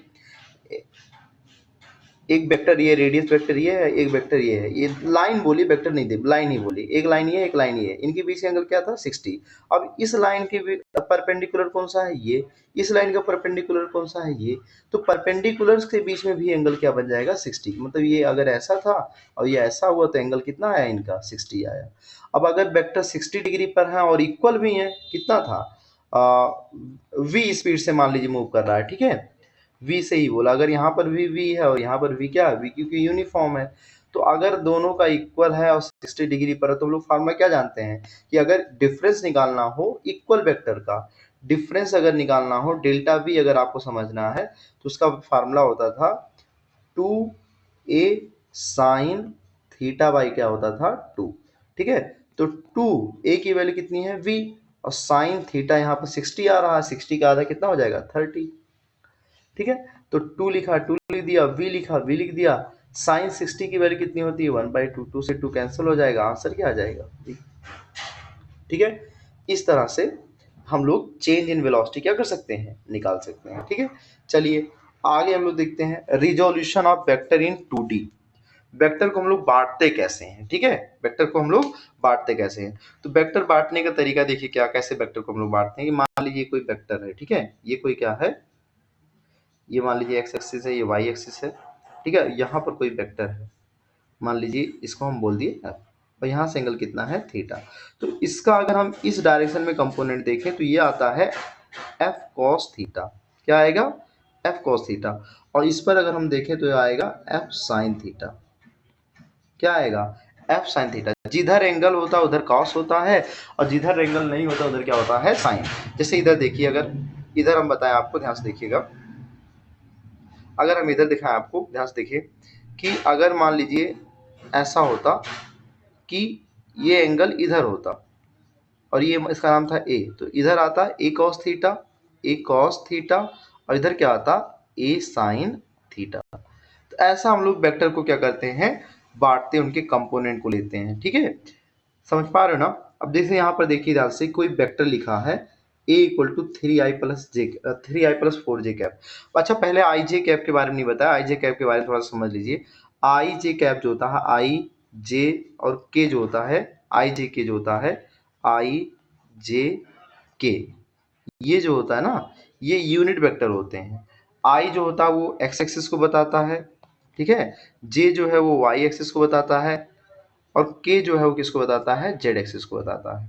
आई का मतलब एक्स एक्सिस के डायरेक्शन में, जे का मतलब वाई एक्सिस के डायरेक्शन में, और के का मतलब जो होता है वो जेड एक्सिस की डायरेक्शन में होता है। अब जैसे यहाँ पर अगर कोई वेक्टर लिखा है a इक्वल टू 3i+4j, तो ये वाला जो कंपोनेंट है वो x के डायरेक्शन में है, ये वाला जो कंपोनेंट है y के डायरेक्शन में है। तो मुझसे कह रहा है कि अगर वेक्टर ऐसा है तो ax बताइए, तो ax की वैल्यू कितनी होगी, 3। ax का मतलब x की डायरेक्शन में कंपोनेंट। ay बताइए, तो ay कितना होगा, 4 होगा, ay कितना होगा, 4। कह रहा है angle of a from y axis, ध्यान से देखिए, अब ये इंपॉर्टेंट है, ध्यान रखिए, a का एंगल पूछ रहा है y से। अच्छा, इनको अगर हमें दिखाना भी है वेक्टर को, तो हम ऐसा दिखाएंगे, ध्यान से देखिए, मान लीजिए ये वेक्टर है, ठीक है, जिसपे इस वेक्टर का नाम क्या है, a, ठीक, और x की डायरेक्शन में कितना है, 3, और y डायरेक्शन में कितना है, 4। आपसे ये वाला एंगल पूछ रहा है, एंगल ऑफ a फ्रॉम, अच्छा, angle of a from y axis पूछ रहा है, y एक्सिस, ए का एंगल y एक्सिस से पूछ रहा है। तो y से अगर बोलेगा तो हम लोग फार्मूला क्या लगाएंगे, ध्यान से देखिएगा, y से अगर बोल रहा है ना, तो हम लोग फार्मूला लगाते हैं tan थीटा, जो भी यहाँ पे है, मान लो y वाला अगर पूछ रहा है तो हम उसको, चलिए अल्फा बीटा कर दे, तो हम y वाले के लिए बीटा बोलते हैं, तो tan बीटा होता है, पहले x का ले लेना फिर y का लेना, 3/4, ठीक है। और 3/4 जो होता है वो कितने की वैल्यू है, 4/3 जो होती है 53 की वैल्यू होती है, और 3/4 जो होता है वो 37। तो बीटा यहाँ पर कितना आ जाएगा, 37 आ जाएगा। ठीक है। और अगर मुझसे यहीं अगर ये अल्फा पूछा होता, टेन अल्फा, तो अल्फा का क्या होता है, अल्फा होता है, अल्फा मतलब अल्फा बीटा तो हम खुद डिजाइन कर रहे हैं। यहाँ अगर वो कहता कि मुझे एक्स एक्सिस से एंगल बताओ, तो एक्स एक्सिस से जो एंगल बताना होता तो पहले वाई की वैल्यू ले लेते, वाई की वैल्यू 4 और एक्स की वैल्यू 3, और 4/3 कितने की वैल्यू है, 53 की, ठीक है, 53 की। तो आ रही बात समझ में ना, ऐसा हम लोग सॉल्व करेंगे। देखिए और हमसे क्या कह रहा था, अच्छा ए का मैग्नीट्यूड भी पूछा है, तो किसी भी वेक्टर का मैग्नीट्यूड निकालने के लिए क्या करते हैं, मैग्नीट्यूड के लिए अंडर रूट तीनों टर्म, जैसे यहाँ अगर ए आई जे के तीनों दिया तो तीनों का अंडर रूट में स्क्वायर करते हैं, लेकिन दो ही दिया तो 3 का स्क्वायर प्लस क्या करेंगे 4 का स्क्वायर, तो 3 का स्क्वायर और प्लस कितना 4 का स्क्वायर, तो 3 का स्क्वायर 9, 4 का स्क्वायर कितना 16, अंडर रूट कितना आएगा 25, तो आंसर कितना आ जाएगा 5, आंसर कितना आ जाएगा 5। तो मतलब देखो यहाँ मैं ये नहीं कह रहा कि बहुत ये कठिन चीज है, लेकिन ये बेसिक्स हैं, देखिए समझिए, वेक्टर ए लिखा है, एक्स की डायरेक्शन में कंपोनेंट 3 है, वेक्टर वाई की डायरेक्शन में कंपोनेंट कितना है 4 है, वेक्टर ए का मैग्नीट्यूड ऐसा निकाला गया, ठीक है। Angle of A from x axis वो भी हम लोग कर चुके हैं, कैसे करते हैं, जिसका एंगल अगर पूछे, जैसे एक्स एक्सिस से एंगल पूछे तो पहले वाई वाले की वैल्यू ले लेना बटा एक्स, ठीक है। इसका मतलब ऐसा आप समझ सकते हो कि इसका फॉर्मूला ऐसा बनता है कि tan अल्फा बराबर होता है A Y upon A X, ठीक है।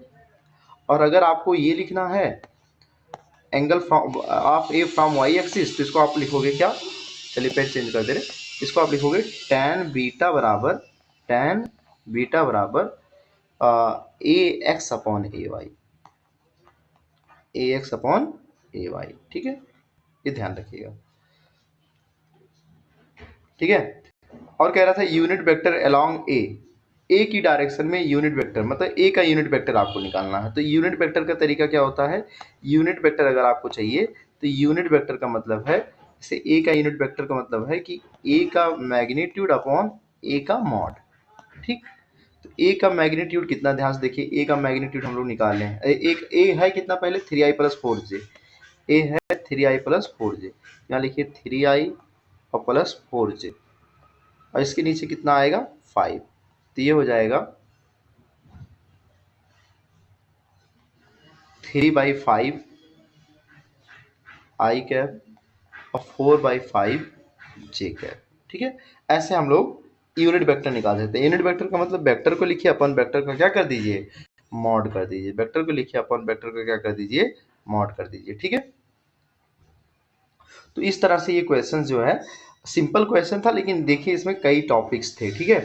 Resolution of vector of in 3D, जैसे 2D में हम लोग देखे 2 कंपोनेंट, 3D में किसी वेक्टर का 3 कंपोनेंट होगा, एक्स एक्सिस की डायरेक्शन में, वाई एक्सिस की डायरेक्शन में और जेड एक्सिस की डायरेक्शन में। तो यहाँ हम लोग इसको यूज करते हैं डायरेक्शन कोसाइंस, है ना, डायरेक्शन कोसाइंस बोलते हैं। किसी भी वेक्टर का अगर 3 एक्सिस पे आप रिजोल्यूट कर रहे हो तो उसको हम लोग बोलते हैं डायरेक्शन कोसाइंस बोलते हैं, क्या बोलते हैं, डायरेक्शन कोसाइंस बोलते हैं, ठीक है। डायरेक्शन कोसाइंस का मतलब क्या है कि एक्स एक्सिस से कितना एंगल है, वाई एक्सिस से एंगल कितना है और जेड एक्सिस से कितना एंगल है। तो एक्स एक्सिस के एंगल को हम लोग बोलते हैं अल्फा से, वाई एक्सिस के एंगल को बोलते हैं बीटा से, और जेड एक्सिस के एंगल को बोलते हैं गामा से। तो cos alpha cos beta cos gamma, तो कॉस अल्फा बीटा गामा को कोसाइंस नहीं बोलते, cos alpha cos beta cos gamma को कोसाइंस बोलते हैं, ठीक है। Cos alpha cos beta cos gamma are cosines. और अगर आपको कॉस अल्फा निकालना है, कॉस अल्फा निकालना है तो आप क्या करिए, उसमें अल्फा एक्स एक्सिस का है तो एक्स का कंपोनेंट रखिए अपन वेक्टर का मॉड कर दीजिए। जैसे अगर मैं आपको एक एग्जांपल ले लूँ, ध्यान से देखिए, अगर मैं आपको यहाँ पर एक एग्जांपल लेकर के समझाने की कोशिश करूँ, ध्यान से देखिए कि अगर मान लीजिए कोई वेक्टर ए है, ठीक है, उसकी वैल्यू है 3i+4j और प्लस चलिए 5 के ले रहे हैं, ठीक है, ठीक। तो हमें पहला काम क्या करना होगा, अगर कोसाइंस निकालना तो वेक्टर का मॉड निकाल लीजिए, मॉड मॉड मतलब केवल ए की वैल्यू। तो क्या करेंगे आप, अंडर रूट करेंगे, अंडर रूट करेंगे 3 का स्क्वायर और प्लस कितना करेंगे 4 का स्क्वायर प्लस 5 का स्क्वायर, 4 का स्क्वायर और प्लस कितना 5 का स्क्वायर, तो ये कितना आने वाला है, ये आ जाएगा 3 का स्क्वायर 9, 4 का स्क्वायर 16, 16 और 9 कितना हो जाएगा 25, और 5 का 25, 5 25 50 हो गया यहाँ, तो 50 का आ जाएगा 5√2, 5√2 नहीं, 5√2 नहीं, कितना आएगा 5√2, इसको 25 इंटू कितना बोल सकते हो 2, हाँ 5√2 ही आएगा। ठीक है, एक से 5√2। ठीक है, ये हम मॉड निकाल लिए। ठीक है, अब अगर हमें को निकालना है कॉस अल्फा, तो कॉस अल्फा के लिए हम लोग क्या करेंगे, कॉस अल्फा का मतलब हो जाएगा, कॉस अल्फा का मतलब इसका एक्स कंपोनेंट रखिए, तो एक्स कंपोनेंट कितना है 3, और मॉड कितना हम लोग निकाले हैं, मॉड निकाले हैं 5√2। ये हो गया cos cos alpha. Cos beta अगर निकालना है तो कॉस बीटा के लिए आप क्या करेंगे, कॉस बीटा के लिए वाई कंपोनेंट ले लीजिए, अपॉन क्या करना है, फिर से वही मॉड रख देना है 5√2। ठीक है, ये कॉस बीटा हो गया। ऐसे ही अगर आपको कॉस गामा चाहिए तो कॉस गामा के लिए आप क्या करेंगे, थर्ड जेड वाला वैल्यू 5 ले लीजिए अपॉन 5√2। 5 से 5 कैंसिल, यहाँ भी हो जाएगा 1/√2। तो इस तरह से हम लोग तीनों कोसाइंस को क्या कर सकते हैं, फाइंड आउट कर सकते हैं। ठीक है, और cos square alpha, cos square beta, cos square gamma जो होता है उनका सम कितना आता है, 1 आता है। ठीक है, और अगर इसको साइन में टर्म चेंज करेंगे तो कास स्क्वायर थीटा क्या होता है, 1 माइनस साइन स्क्वायर थीटा, तो यहाँ आ जाएगा sine square alpha plus sine square beta sine square gamma. अगर इसको साइन के टर्म में आप करते हो तो वो कितना आ जाता है 2। Sine square cos square alpha cos square beta cos square gamma 1 आता है, लेकिन sine square alpha sine square beta कितना आता है, 2 आता है। ठीक है, चलिए आगे हम लोग देखते हैं आगे क्या है, कह रहा पॉइंट्स टू रिमेंबर। ठीक है, क्या कौन कौन सी बातें हम ध्यान रखें। अब vector can be resolve into infinite number of component, इसी वेक्टर को आप इनफाइनाइट कंपोनेंट में क्या कर सकते हो, रिजॉल्व कर सकते हो। ठीक है, वेक्टर को इनफाइनाइट नंबर ऑफ कंपोनेंट में क्या कर सकते हो, आप रिजॉल्व कर सकते हो। अगली बात क्या कह रही है, maximum number of rectangular component of vector in plane is 2। किसी प्लेन में अगर रेक्टेंगुलर देखो कंपोनेंट तो बहुत हो जाएगा, लेकिन रेक्टेंगुलर कंपोनेंट अगर 90 डिग्री वाला कंपोनेंट अगर चाहिए, रेक्टेंगुलर मतलब 90 पर, इसके ऐसे दो कंपोनेंट करो जो एक दूसरे से 90 डिग्री पर हो। ठीक है, तो कह रहा है कि maximum number of rectangular component of vector in a plane is 2, but maximum number of rectangular component in space is 3। Space में हम लोग देखे थे 3 कंपोनेंट किए थे ना, कॉस अल्फा के लिए निकाले थे, कॉस बीटा के लिए निकाले थे, कॉस गामा के निकाले थे। बहुत इंपॉर्टेंट है। देखिए होता क्या, कभी कभी हम कोई चीज मैथमेटिकल तो कर लेते हैं लेकिन उसका लैंग्वेज नहीं समझ पाते हैं, तो लैंग्वेज भी पूछा जाता है आपसे एग्जाम में, लैंग्वेज आपको आना चाहिए।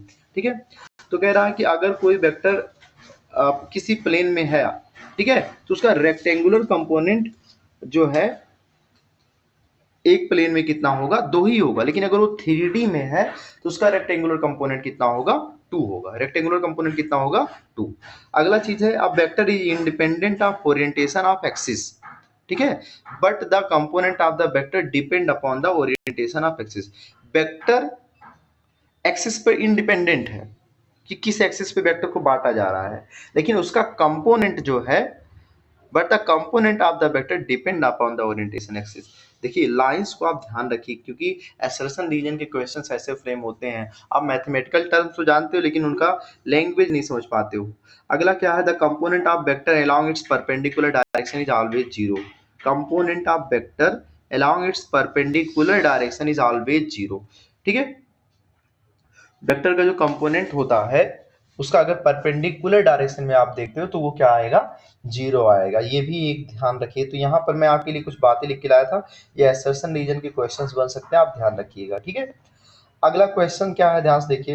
ये क्वेश्चन तो हम लोग कह रहा है कि a की value 2i plus 3j plus 6k है, तो मुझे ax की वैल्यू, तो ax कितना है यहाँ पर, ax जो है यहाँ पर 2 है, ay कितना है 3 है, az कितना है 6 है। वेक्टर a मॉड चाहिए तो मॉड निकाल लीजिए। मॉड कैसे निकालेंगे हम लोग, अंडर रूट क्या करके 2 का स्क्वायर प्लस 3 का स्क्वायर और प्लस कितना कर देंगे 6 का स्क्वायर। ठीक है, 2 का स्क्वायर 4, 3 का स्क्वायर 9, 9 4 13 हो गया, 6 36 49, अंडर रूट 49 आ रहा है, और 49 का कितना हो जाएगा 7। तो यहाँ मॉड कितना आ गया इसका, 7 आ गया। मॉड कितना आ गया इसका, 7 आ गया। डायरेक्शन कोसाइंस पूछा है तो आप क्या करेंगे, वही चीज जैसे अगर ए का पूछा डायरेक्शन कोसाइंस ऑफ ए, मतलब तीनों पूछ रहा है, कोसाइंस ऑफ ए का मतलब cos alpha cos beta cos gamma तीनों पूछ रहा है, तो वही चीज है कि अगर कॉस अल्फा अगर आपको निकालना है तो क्या करोगे आप, देखिए मैग्नीट्यूड ए का रखोगे नीचे, तो ए का मैग्नीट्यूड कितना आया 7, और एक्स कंपोनेंट कितना है इसका, एक्स कंपोनेंट 2 है, तो हो जाएगा ये 2/7। कितना हो जाएगा ये 2/7।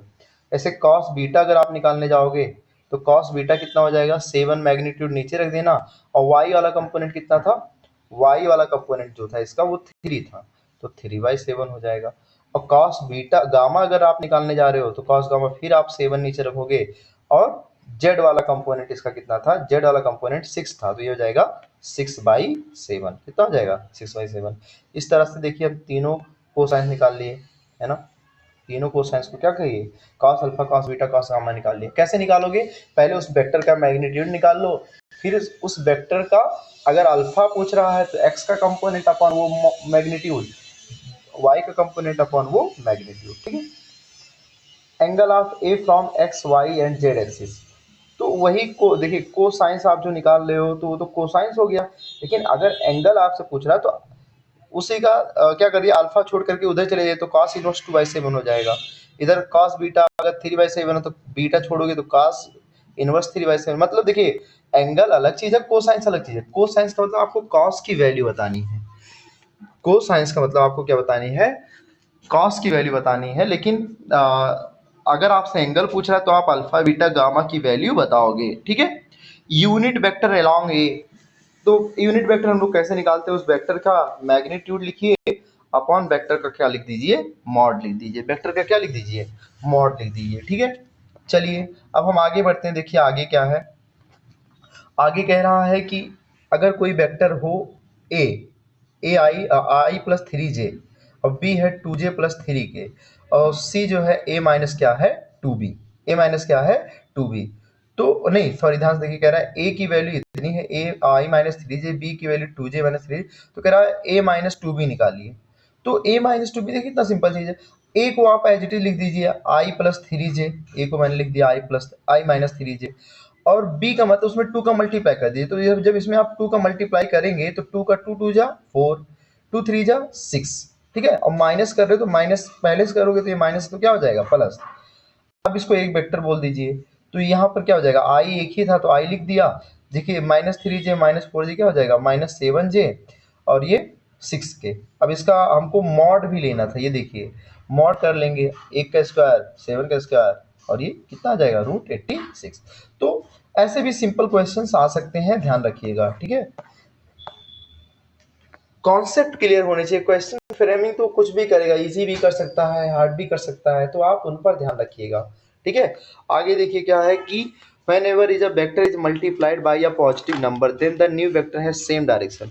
अगर पॉजिटिव नंबर से अगर मल्टीप्लाई किया जा रहा है तो उसका वैल्यू जो मैग्नीट्यूड होगा वो सेम होगा, लेकिन अगर नेगेटिव से कर दोगे तो डायरेक्शन चेंज हो जाएगा। देखिए जैसे अगर मान लीजिए कोई वेक्टर है 6 न्यूटन का, मान लीजिए इधर है एक वेक्टर है कितने न्यूटन का, मान लीजिए ए है, चलिए ए ले लिया।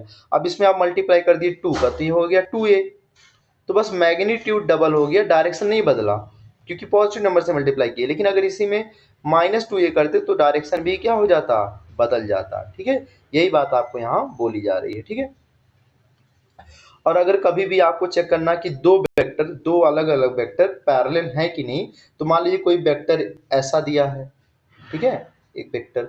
अब यहाँ वेक्टर को लिखने का तरीका ऐसा है कि AXI का मतलब x का कंपोनेंट यहाँ होगा, y का कंपोनेंट यहाँ होगा, z का कंपोनेंट होगा, ठीक है। और दूसरा अगर वेक्टर है तो उसको b बोल रहे, तो उसको हम ऐसा बोल रहे कि वो भी b वाले वेक्टर में x का कंपोनेंट, y का कंपोनेंट, z।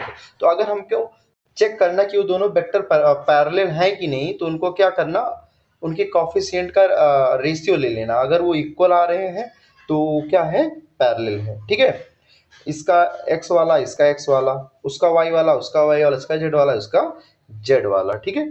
अब हम लोग आते हैं, अभी तक हम लोग समेशन और सबट्रैक्शन ऑफ वेक्टर का देखे और वेक्टर की कुछ टाइप्स देखे। अब हम लोग आ रहे हैं प्रोडक्ट करना वेक्टर का। तो वेक्टर के दो तरह के प्रोडक्ट होते हैं, एक स्केलर प्रोडक्ट और एक डॉट प्रोडक्ट, एक स्केलर प्रोडक्ट और एक डॉट प्रोडक्ट। स्केलर प्रोडक्ट देखिए ध्यान से क्या होता है, स्केलर प्रोडक्ट का मतलब होता है कि अगर मान लीजिए दो वेक्टर है, एक वेक्टर है a, ठीक है, और एक वेक्टर क्या है b, एक वेक्टर a है और एक वेक्टर क्या है b, और इनके बीच का एंगल कितना है थीटा। तो अगर एक वेक्टर ए और बी है, उनके बीच में एंगल थीटा है, तो कहते हैं कि इनका जो डॉट प्रोडक्ट होगा, डॉट प्रोडक्ट लिखने का तरीका है कि ए को लिखिए और बीच में डॉट लगाइए, बी को लिखिए। तो दोनों है तो वेक्टर, लेकिन जब उनको ऐसा करते हो, आप डॉट की तरीके से लिखते हो, डॉट की तरह मल्टीप्लाई करते हो, तो उनका आंसर जो आता है स्केलर, तो ये आ जाता है ए बी कॉस थीटा। क्या आता है? A B cos theta. फिर से समझिए, ए क्या है? ये है वेक्टर। बी क्या है? ये भी वेक्टर। ठीक है, लेकिन ये पूरा क्या आया? ये पूरा आएगा स्केलर, केवल मैग्नीट्यूड आएगा। ठीक है, तो दो वेक्टर को इस तरह मल्टीप्लाई करो कि उनका वैल्यू क्या आ जाए? स्केलर आ जाए, तो उनको बोलते हैं स्केलर प्रोडक्ट। तो उसका फार्मूला क्या होता है? A dot B equal to होता है A B cos theta. A dot B बराबर क्या होता है? ए डॉट बी बराबर होता है A B cos theta. A B cos theta, A B क्या होता है? Cos theta. ठीक है, और ध्यान से देखिए, ए बी कॉस थीटा होता है। अब हमको पता है कि जो यहाँ ऑर्थोगोनल वेक्टर होते हैं, ऑर्थोगोनल वेक्टर का मतलब एक्स वाई जेड की डायरेक्शन में। ठीक है, तो ये क्या होता है? आई कैप, ये क्या होता है? जे कैप, और ये क्या होता है? के कैप।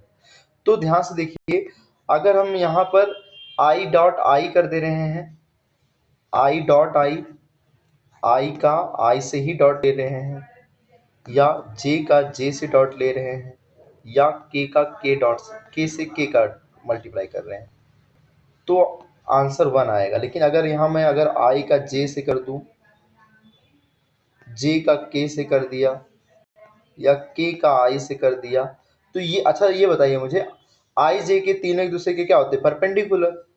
और अगर आप आई का जे से कर रहे तो मतलब दोनों परपेंडिकुलर हैं, और परपेंडिकुलर में cos 90 लेना पड़ेगा, क्योंकि ए बी कॉस थीटा और cos 90 जीरो होता है, तो इसका वैल्यू क्या आएगा? जीरो आएगा। तो डॉट प्रोडक्ट में ना, केवल ध्यान सुनिए, डॉट प्रोडक्ट में सेम सेम वाले का ही मल्टीप्लाई करते हैं। आई का आई से, जे का जे से, के का के से, आई का आई से, जे का जे से, के का के से। कहते हैं कि डॉट प्रोडक्ट जो होता है वो कम्यूटेटिव होता है। कम्यूटेटिव का मतलब आप ए डॉट बी को बी डॉट ए क्या कर सकते हो? बोल सकते हो। ए डॉट बी को क्या बोल सकते हो? बी डॉट ए।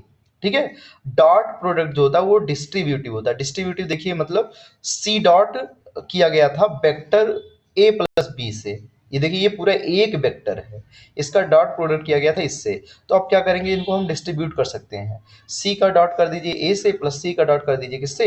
बी से। इसी को हम लोग बोलते हैं कि डॉट प्रोडक्ट जो होता है वो डिस्ट्रीब्यूटिव होते हैं। और डॉट प्रोडक्ट का जो रेंज होता है ना, देखिए अब cos थीटा का जो रेंज होगा वही डॉट प्रोडक्ट का रेंज होगा। cos थीटा का किसी भी cos थीटा या sin थीटा का जो रेंज होता है वो कितना होता है? cos थीटा या sin थीटा का जो रेंज होता है -1 से +1 होता है। तो इसका माइनस वैल्यू और प्लस वैल्यू के बीच में होगा। ए डॉट बी का जो रेंज होगा माइनस ए बी से प्लस ए बी के क्या होगा? बीच में होगा। माइनस ए बी से प्लस ए बी के क्या होगा? बीच में होगा। तो ध्यान से देखिए, अगर मान लीजिए मुझे क्रॉस प्रोडक्ट करना है, सॉरी डॉट प्रोडक्ट करना है, तो डॉट प्रोडक्ट में आपको एक एग्जांपल लेकर के यहाँ समझा रहा हूँ, ध्यान से देखिएगा। कि मान लीजिए कोई वेक्टर ए है, कोई वेक्टर क्या है? ए है। ठीक है, और वो लिखा है कितना? वो है 2i प्लस 3j और प्लस कितना है? 4k।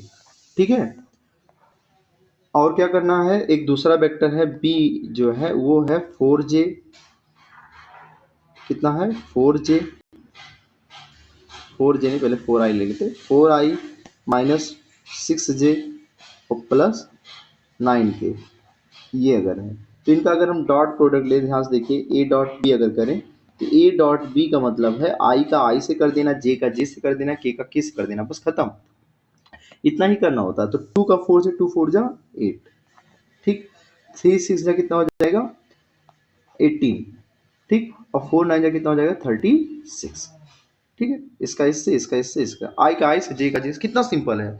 अब देख रहे हो ये दोनों थे vector A dot B, A और बी दोनों वेक्टर थे, उसका आंसर स्केलर आ रहा है, तो यहाँ हो जाएगा -26। तो इस तरह से हम लोग दो वेक्टर का क्या करते हैं? डॉट प्रोडक्ट निकालते हैं, आई का आई से, जे का जे से, के का के से। ठीक, बहुत इंपॉर्टेंट है। और ध्यान से देखिए, अगर दो वेक्टर ए और बी क्या है? Perpendicular, A perpendicular to B.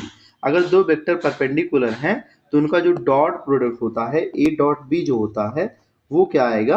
Zero आएगा, क्योंकि परपेंडिकुलर होंगे तो cos थीटा की वैल्यू क्या होगी? 90, cos 90, और cos 90 की वैल्यू क्या हो जाती है? जीरो। तो ये ध्यान रखिएगा कि अगर ए बी परपेंडिकुलर हैं तो उनका डॉट प्रोडक्ट क्या आता है 0। और अगर दो वेक्टर के बीच का एंगल निकालना है कि ए और बी दो वेक्टर उनके बीच का एंगल बताइए, तो उसको भी हम डॉट प्रोडक्ट की ही हेल्प से निकालते हैं। दो वेक्टर अगर आपको दिया है ए एंड बी और उसके बीच का अगर एंगल निकालना है तो उसको भी हम लोग डॉट प्रोडक्ट की हेल्प से निकालते हैं। जैसे A dot B equal to आप क्या जानते हो, ए बी कॉस थीटा जानते हो। अच्छा, यहाँ ए क्या है और यहाँ ए क्या है, यहाँ ए जो है वेक्टर है और ये जो है वेक्टर का मॉड है। यहाँ बी क्या है, वेक्टर है और यहाँ बी क्या है, वेक्टर का मॉड है और ये क्या है, कॉस थीटा। तो अगर यहाँ से आपको कॉस थीटा चाहिए तो यहाँ से आप कॉस थीटा निकाल लोगे सिंपली। क्या, ए डॉट बी अपॉन क्या करोगे, ए डॉट बी अपॉन क्या कर दोगे, A B. A dot B upon क्या कर दोगे, A B.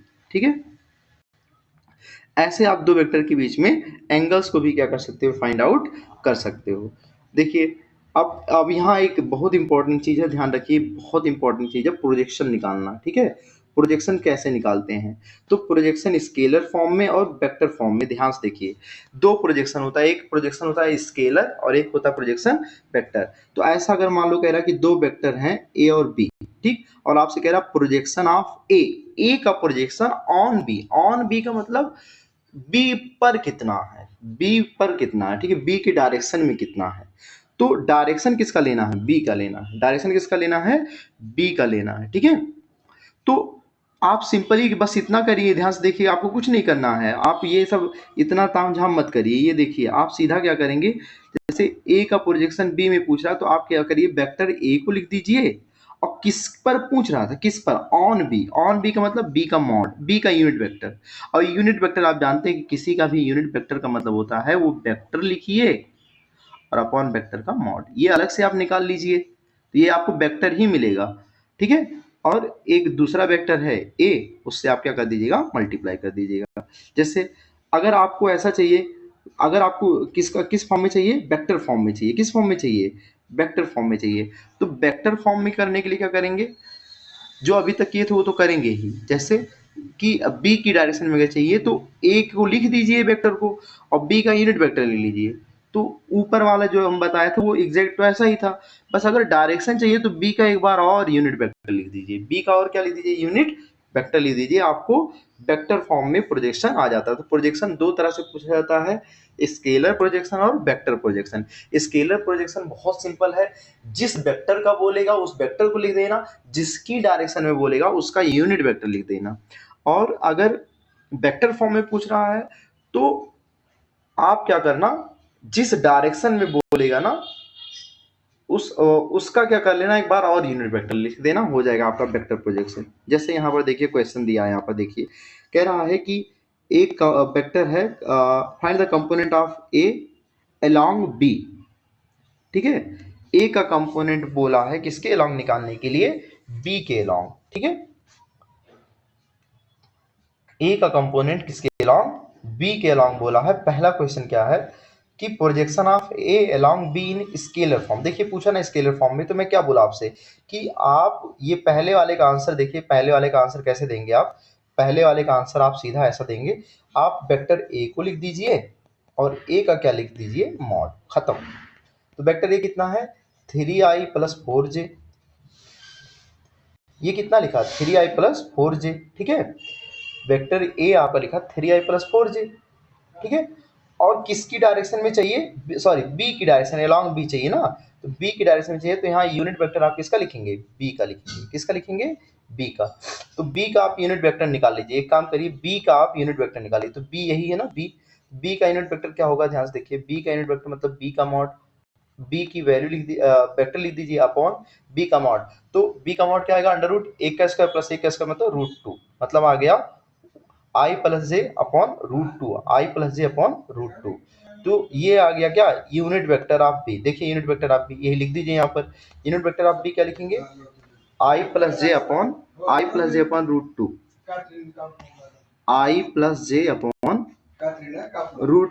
i + j upon क्या करेंगे, √2 कर देंगे। ठीक है, अब क्या करना आपको, सिंपल, अब सिंपल आपको कर देना, i का i से, j का j से, k का k से। तो 3 का 1 से 3 रह जाएगा, 4 का 1 से 4 रह जाएगा और नीचे कितना है, √2 है। ठीक है, तो ये ओवरऑल हो जाएगा 7/√2, कितना हो जाएगा, 7/√2 हो जाएगा। ठीक है, सिंपल। देखिए कैसे निकाल लिए, इजी है ना। अगला देखिए क्या है, projection of A along be in vector form.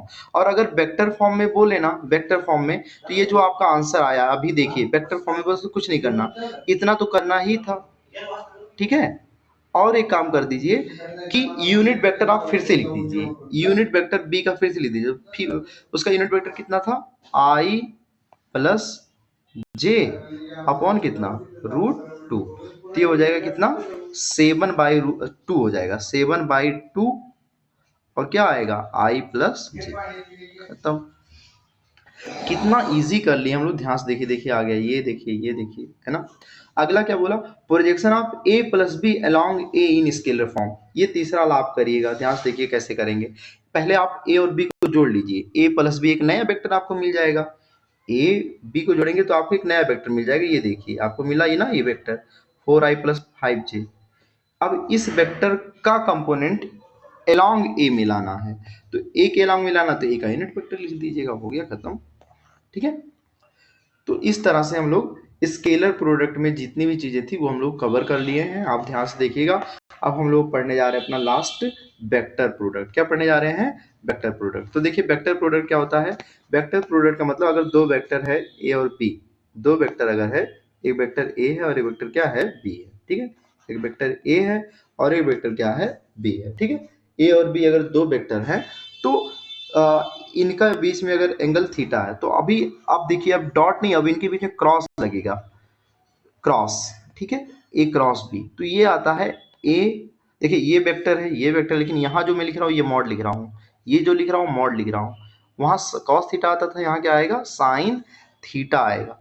और पता है, अब देखिए इतना तो स्केलर ही था, इतना स्केलर ही है, लेकिन इसके साथ एक यूनिट वेक्टर लिखते हैं एन कैप। क्या लिखते हैं, एन कैप। तो ए क्रॉस बी ऐसा लिखा जाता है, A B sine theta N cap. और ए बी का जो डायरेक्शन होगा वो राइट हैंड पाम रूल, अपनी फिंगर्स को ऐसा सीधा रख करके थंब को ऐसा घुमाएंगे ए से बी की तरफ, है ना। तो इसका डायरेक्शन कहाँ आएगा, अपवर्ड। अगर ए से बी जा रहे हो तो अपवर्ड आएगा, लेकिन अगर बी क्रॉस ए कर रहे हो तो कहाँ आएगा, नीचे।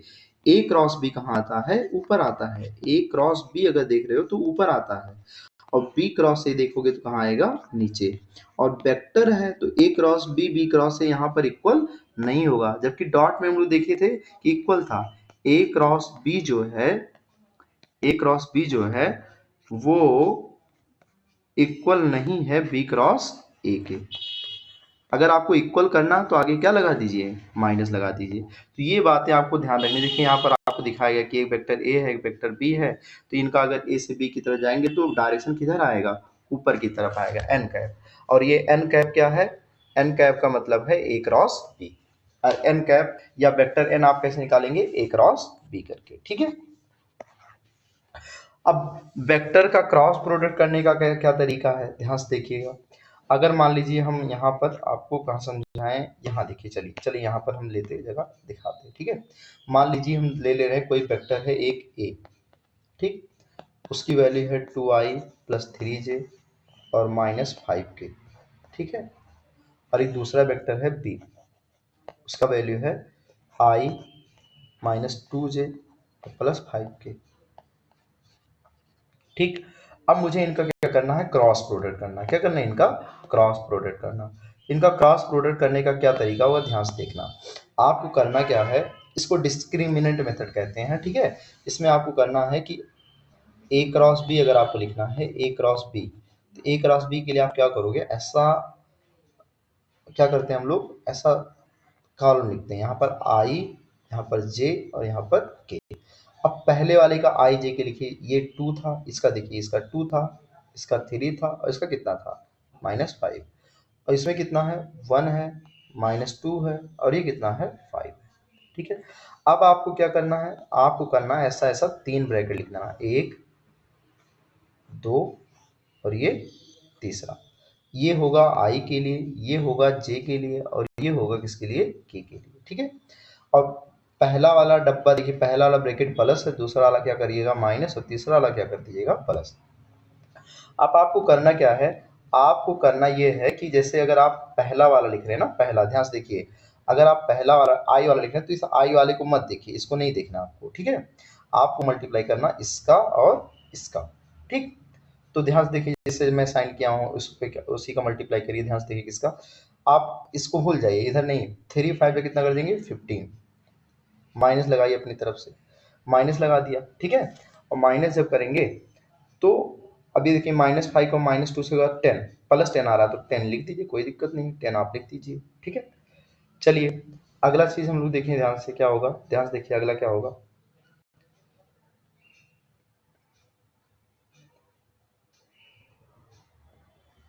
यहाँ देखिए ध्यान से, यहाँ मिट गया, मिटा दिए, अरे तो पूरा मिट जा रहा है भाई। चलिए ठीक है, अच्छा चलिए अब देखिए, यहाँ पर अगर मान लीजिए अब दूसरा ब्रैकेट लिखना, तो दूसरा ब्रैकेट में हम जिसको लिखना उसको भूल जाइए, जे वाले लिखना है तो जे वाली लाइन भूल जाइए। अब यहाँ देखिए क्या करेंगे आप, 2 का मल्टीप्लाई 5 से कर देंगे, इस 2 का मल्टीप्लाई जिसको लिखना है कि मैं फिर कोशिश करूंगा, इसको भूल जाइए। अब इस 2 का मल्टीप्लाई इससे कर दीजिए और 1 का मल्टीप्लाई आप इससे कर दीजिए, तो 2 का 5 से होगा कितना हो जाएगा 10, 2 का 5 से होगा 10, माइनस करिए, और 1 का 5 से होगा तो -5, तो यहाँ माइनस पहले से तो क्या हो जाएगा +5 हो जाएगा, ठीक है। और अगला देखिए, अगले के लिए हम लोग क्या करेंगे, अब अगर आपको के वाला लिखना है, कौन सा लिखना है आपको, आपको लिखना अगर है के वाला, तो के वाला भूल जाइए। अब के वाला जब भूल जाइए तो 2 का 2 से इस -2 से मल्टीप्लाई कीजिए, इस 3 का 1 से, तो 2 2 जा कितना हो जाएगा, 2 2 जा हो जाएगा 4 माइनस, ध्यान से देखिए 4 माइनस, अच्छा ये खुद माइनस में आ रहा है, 2 2 जा -4 आ रहा है, ये -4 आ रहा है, ठीक है। और माइनस लगाओगे 3 1 से कितना हो जाएगा 3, तो यहाँ ओवरऑल देखिए कितना आ जाएगा, ये क्रॉस करने पर 5 से 10 जाएगा 5 आई कैप, 10 से 10 5 कितना हो जाएगा 15 जे कैप, ठीक है। और -4 -3 हो जाएगा -7 के कैप। तो इस तरह से हम लोग क्या करते हैं, ए क्रॉस बी को क्या करते हैं, निकालते हैं, ठीक है, ए क्रॉस बी को। और अगर इसका मैग्नीट्यूड चाहिए तो मैग्नीट्यूड हम लोग क्या करेंगे, अंडर रूट तीनों का क्या कर देंगे, स्क्वायर कर देंगे, ठीक है। देखिए यहाँ पर भी आपको यह एग्जाम्पल करके यहाँ पर दिखाया गया है, ठीक है। तो आप एक बार रिपीट करके देखेंगे ध्यान सुन करके, तो आपको समझ में आ जाएगा, ठीक है। और इसका एग्जाम्पल क्या क्या है, ध्यान से देखिए, जो डॉट प्रोडक्ट क्रॉस प्रोडक्ट का एग्जाम्पल आता है वो आता है टॉर्क के लिए, एंगुलर मोमेंटम के लिए, वेलोसिटी के लिए, एक्सेलरेशन के लिए। टॉर्क होता है R cross F, F cross R कर दोगे तो गलत हो जाएगा। एंगुलर मोमेंटम होता है R cross P, angular velocity और वेलोसिटी में रिलेशन, तो ये आप रिलेशन का ऑर्डर भी ध्यान रखिएगा कि v equal to omega R होता है या आर ओमेगा होता है, v equal to omega R होता है या आर ओमेगा होता है, ठीक है। अब अगर हम देखें अगला एप्लीकेशन ऑफ क्रॉस प्रोडक्ट, तो क्रॉस प्रोडक्ट का यूज हम लोग कहाँ करते हैं, ध्यान से देखिए, अगर दो वेक्टर आपको पता है, इसे ट्रायंगल के दो साइड अगर वो बन रहे हैं ए बी, दो वेक्टर अगर पता है तो, और उनके बीच में एंगल कितना है थीटा, तो अगर आपको उस ट्रायंगल से फॉर्म अगर एरिया चाहिए तो उसका फार्मूला हो जाता है ए क्रॉस बी में हाफ कर दीजिए, ए क्रॉस बी निकालिए, फिर मॉड लीजिए तब आधा कीजिए, ए क्रॉस बी निकालिए, मॉड लीजिए, ए क्रॉस बी करोगे तो वेक्टर आएगा, वेक्टर का मॉड लीजिए फिर आधा कर दीजिएगा। फिर ऐसे ही अगर आपको मान लीजिए कि किसी पैरेललोग्राम के दो साइड दिए हैं, पैरेललोग्राम के दो साइड दिए हैं, तो उनका अगर आप एरिया निकालना है अगर आपको कि उनसे कितना एरिया कवर हो रहा है, तो सीधा सीधा आप क्रॉस प्रोडक्ट निकाल के मैग्नीट्यूड कर दीजिए, क्रॉस प्रोडक्ट निकाल के क्या कर दीजिए मैग्नीट्यूड। और अगली चीज आती है कि अगर दो वेक्टर हैं, एक वेक्टर ए है ऐसा और एक वेक्टर बी है ऐसा, ठीक है, ए और बी दो वेक्टर हैं, तो वो डायगोनल्स हैं पैरेललोग्राम के, तो डायगोनल्स अगर दिए रहेंगे तो आप डायगोनल्स के लिए इस तरह का फार्मूला यूज करोगे एरिया निकालने के लिए, हाफ करना पड़ेगा आपको, ठीक है। देखो दो वेक्टर ए बी का हाफ करते हो तो ट्रायंगल का एरिया आता है, दो वेक्टर ए क्रॉस बी को करोगे तो पैरेललोग्राम का एरिया आता है, और अगर दो वेक्टर है लेकिन वो डायगोनल है पैरेललोग्राम के तो उनका हाफ करने पर एरिया आता है, ठीक है। तो ये तीनों फार्मूला ध्यान रखिएगा, आपको हाफ ही करना है, ठीक है, जैसा जो करना है। अब क्रॉस प्रोडक्ट करना तो मैं आपको यहाँ पर सिखाया ही, उससे क्रॉस प्रोडक्ट कैसे करते हैं वो आप आई जे के तीनों लिखोगे, इधर इसका मल्टीप्लाई उसमें करोगे, ठीक है। और एक चीज और ध्यान रखिएगा, देखिए ध्यान से, इधर अगर हम किन्हीं दो ही वेक्टर का कर रहे हैं तो ये ध्यान रखिएगा कि अगर मान लीजिए हम आई का मल्टीप्लाई आई से कर दें, जे का मल्टीप्लाई जे का कर दें, और के का मल्टीप्लाई के से अगर हम कर रहे हैं, तो आई का आई से, जे का जे से, के का के से क्या आएगा जीरो, लेकिन आई देखिए ऐसा सर्कल टाइप का, ऐसे देखिए यहाँ पर आई, ये जे है और ये क्या है, के है, ठीक है। तो आई के बाद जे आता है, जे का अगर के से हो रहा तो आई आ रहा है, ऐसा आई जे का के, जे के का आई, ऐसा आता है सर्कल के टाइप जैसा दिखा रहा हूं ना, आई जे के एंटी क्लॉकवाइज ऐसा ही होता है। अगर मैं यहाँ आई जे लिख दे रहा हूँ तो आंसर क्या आएगा, थोड़ा सही से लिखते, ध्यान से देखिए। अगर मैं यहाँ पर आई जे लिख रहा हूँ, आई जे, तो आंसर क्या आएगा, के। और अगर मैं यहाँ जे के लिख रहा हूँ, जे क्रॉस के, तो आंसर क्या आएगा, आई, ठीक है। और अगर मैं यहाँ जे क्रॉस आई क्रॉस जे किया, जे क्रॉस के किया तो आई आया, और के क्रॉस अगर आई करेंगे तो क्या हो जाएगा, के क्रॉस आई क्या करेंगे तो जे, मतलब ऐसा सक्सेसिव होना चाहिए, जैसे आई का जे से तो आगे क्या आया के, जे का के से तो आगे क्या आया आई, और अगर के का आई से तो क्या आएगा जे, इस तरह से, ठीक है। और बाकी अगर इनका ऑर्डर करोगे उल्टा कि जे क्रॉस आई करेंगे तो माइनस के आ जाएगा। जैसे अगर आप चाहते कि नहीं हम जे क्रॉस आई करना लिखेंगे, जे क्रॉस आई, तो यहाँ आपको क्या लिखना पड़ेगा, माइनस के, ठीक है। ऐसे इन सबका हो जाएगा, के क्रॉस जे अगर आप करोगे तो के क्रॉस जे क्या हो जाएगा, माइनस आई। और अगर आई आप आई क्रॉस के लिखना चाहते हो तो ये भी क्या हो जाएगा, माइनस जे, ठीक है। मतलब कहने की मीनिंग ये है, देखो आई जे दो अक्षर है ना, तीसरा नहीं है तो तीसरा लिख देना, जे के दो अक्षर है ना, तीन ही अक्षर आई जे के, जो नहीं होगा उसी का वही यहाँ लिखना होगा, और तीसरा आपको सोचना डायरेक्शन। तो आप ऑर्डर फॉलो कर लीजिए, आई जे के पहले आई आता, फिर जे आता, फिर के आता, तो आई के साथ तुरंत जे आया तो आंसर के हो जाएगा, सही सही। ऑर्डर मतलब उल्टा अगर आपको दिखा तो आप क्या कर दीजिएगा, माइनस कर दीजिएगा, ठीक है। यहाँ पर क्या कह रहा है, देखिए यहाँ कह रहा है कि unit vector which is perpendicular to both, कह रहा, अब देखिए क्या, देखिए यहाँ पर अब ऐसा बोला, ये नहीं बोला कि आप क्रॉस प्रोडक्ट करिए, कह रहा है कि हमको ऐसा यूनिट वेक्टर चाहिए, यूनिट वेक्टर जो परपेंडिकुलर हो इन दोनों के। तो पहले तो इन दोनों का परपेंडिकुलर मतलब क्या, इन दोनों का अगर आप क्रॉस कर ले रहे हो, ए क्रॉस बी, तो ए क्रॉस बी से जो वेक्टर आएगा वो ए के भी परपेंडिकुलर होगा और बी के भी परपेंडिकुलर होगा। ए क्रॉस बी से जो वेक्टर आएगा वो ए के भी परपेंडिकुलर होगा, बी के भी परपेंडिकुलर होगा, तो परपेंडिकुलर तो हो गया। अब ये जो वेक्टर आएगा इसका यूनिट वेक्टर निकाल लेना। तो देखिए क्या किया गया यहाँ पर, देखिए ए क्रॉस बी किया गया, ए क्रॉस बी से हम निकाल लिए गए वेक्टर को, जो वेक्टर आया 6i प्लस 6k आया, 6i प्लस 6k। अब वेक्टर हमारे पास अगर 6i प्लस 6k है, 6i प्लस 6k, ये क्या आया है, ए क्रॉस बी करने से आया है, ठीक है। तो ये परपेंडिकुलर तो हो गया, लेकिन परपेंडिकुलर में यूनिट चाहिए, यूनिट वेक्टर चाहिए। तो समझिए कि ए क्रॉस बी का हमको क्या चाहिए, ये वेक्टर तो है लेकिन इसका यूनिट वेक्टर चाहिए। और इसका यूनिट वेक्टर का मतलब होता है कि, इसका यूनिट वेक्टर का मतलब होता है कि क्या करोगे आप, इसका यूनिट वेक्टर का मतलब है कि आप करोगे उस वेक्टर को ऊपर लिख दोगे 6i प्लस 6k, और नीचे इसका मैग्नीट्यूड, इसका मैग्नीट्यूड कितना आएगा, 6 का मैग्नीट्यूड आएगा 6√2, ठीक है। मतलब ये कट जाएगा तो आई प्लस जे अपॉन √2 आएगा आंसर, √2, ठीक है। आई प्लस जे अपॉन √2, ठीक है।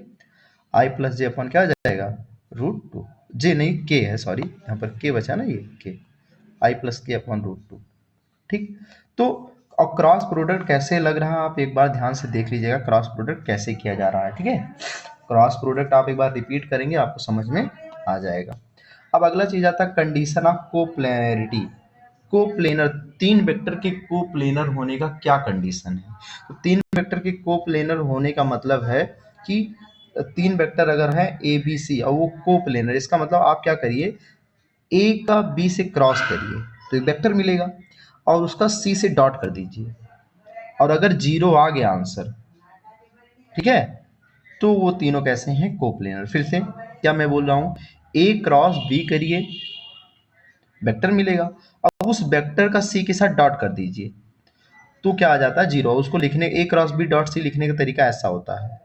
ये चीज अगर जीरो है तो वो तीनों वेक्टर कैसे होते हैं, एक प्लेन में होते हैं। देखिए तीनों एक ही प्लेन में है, ठीक है।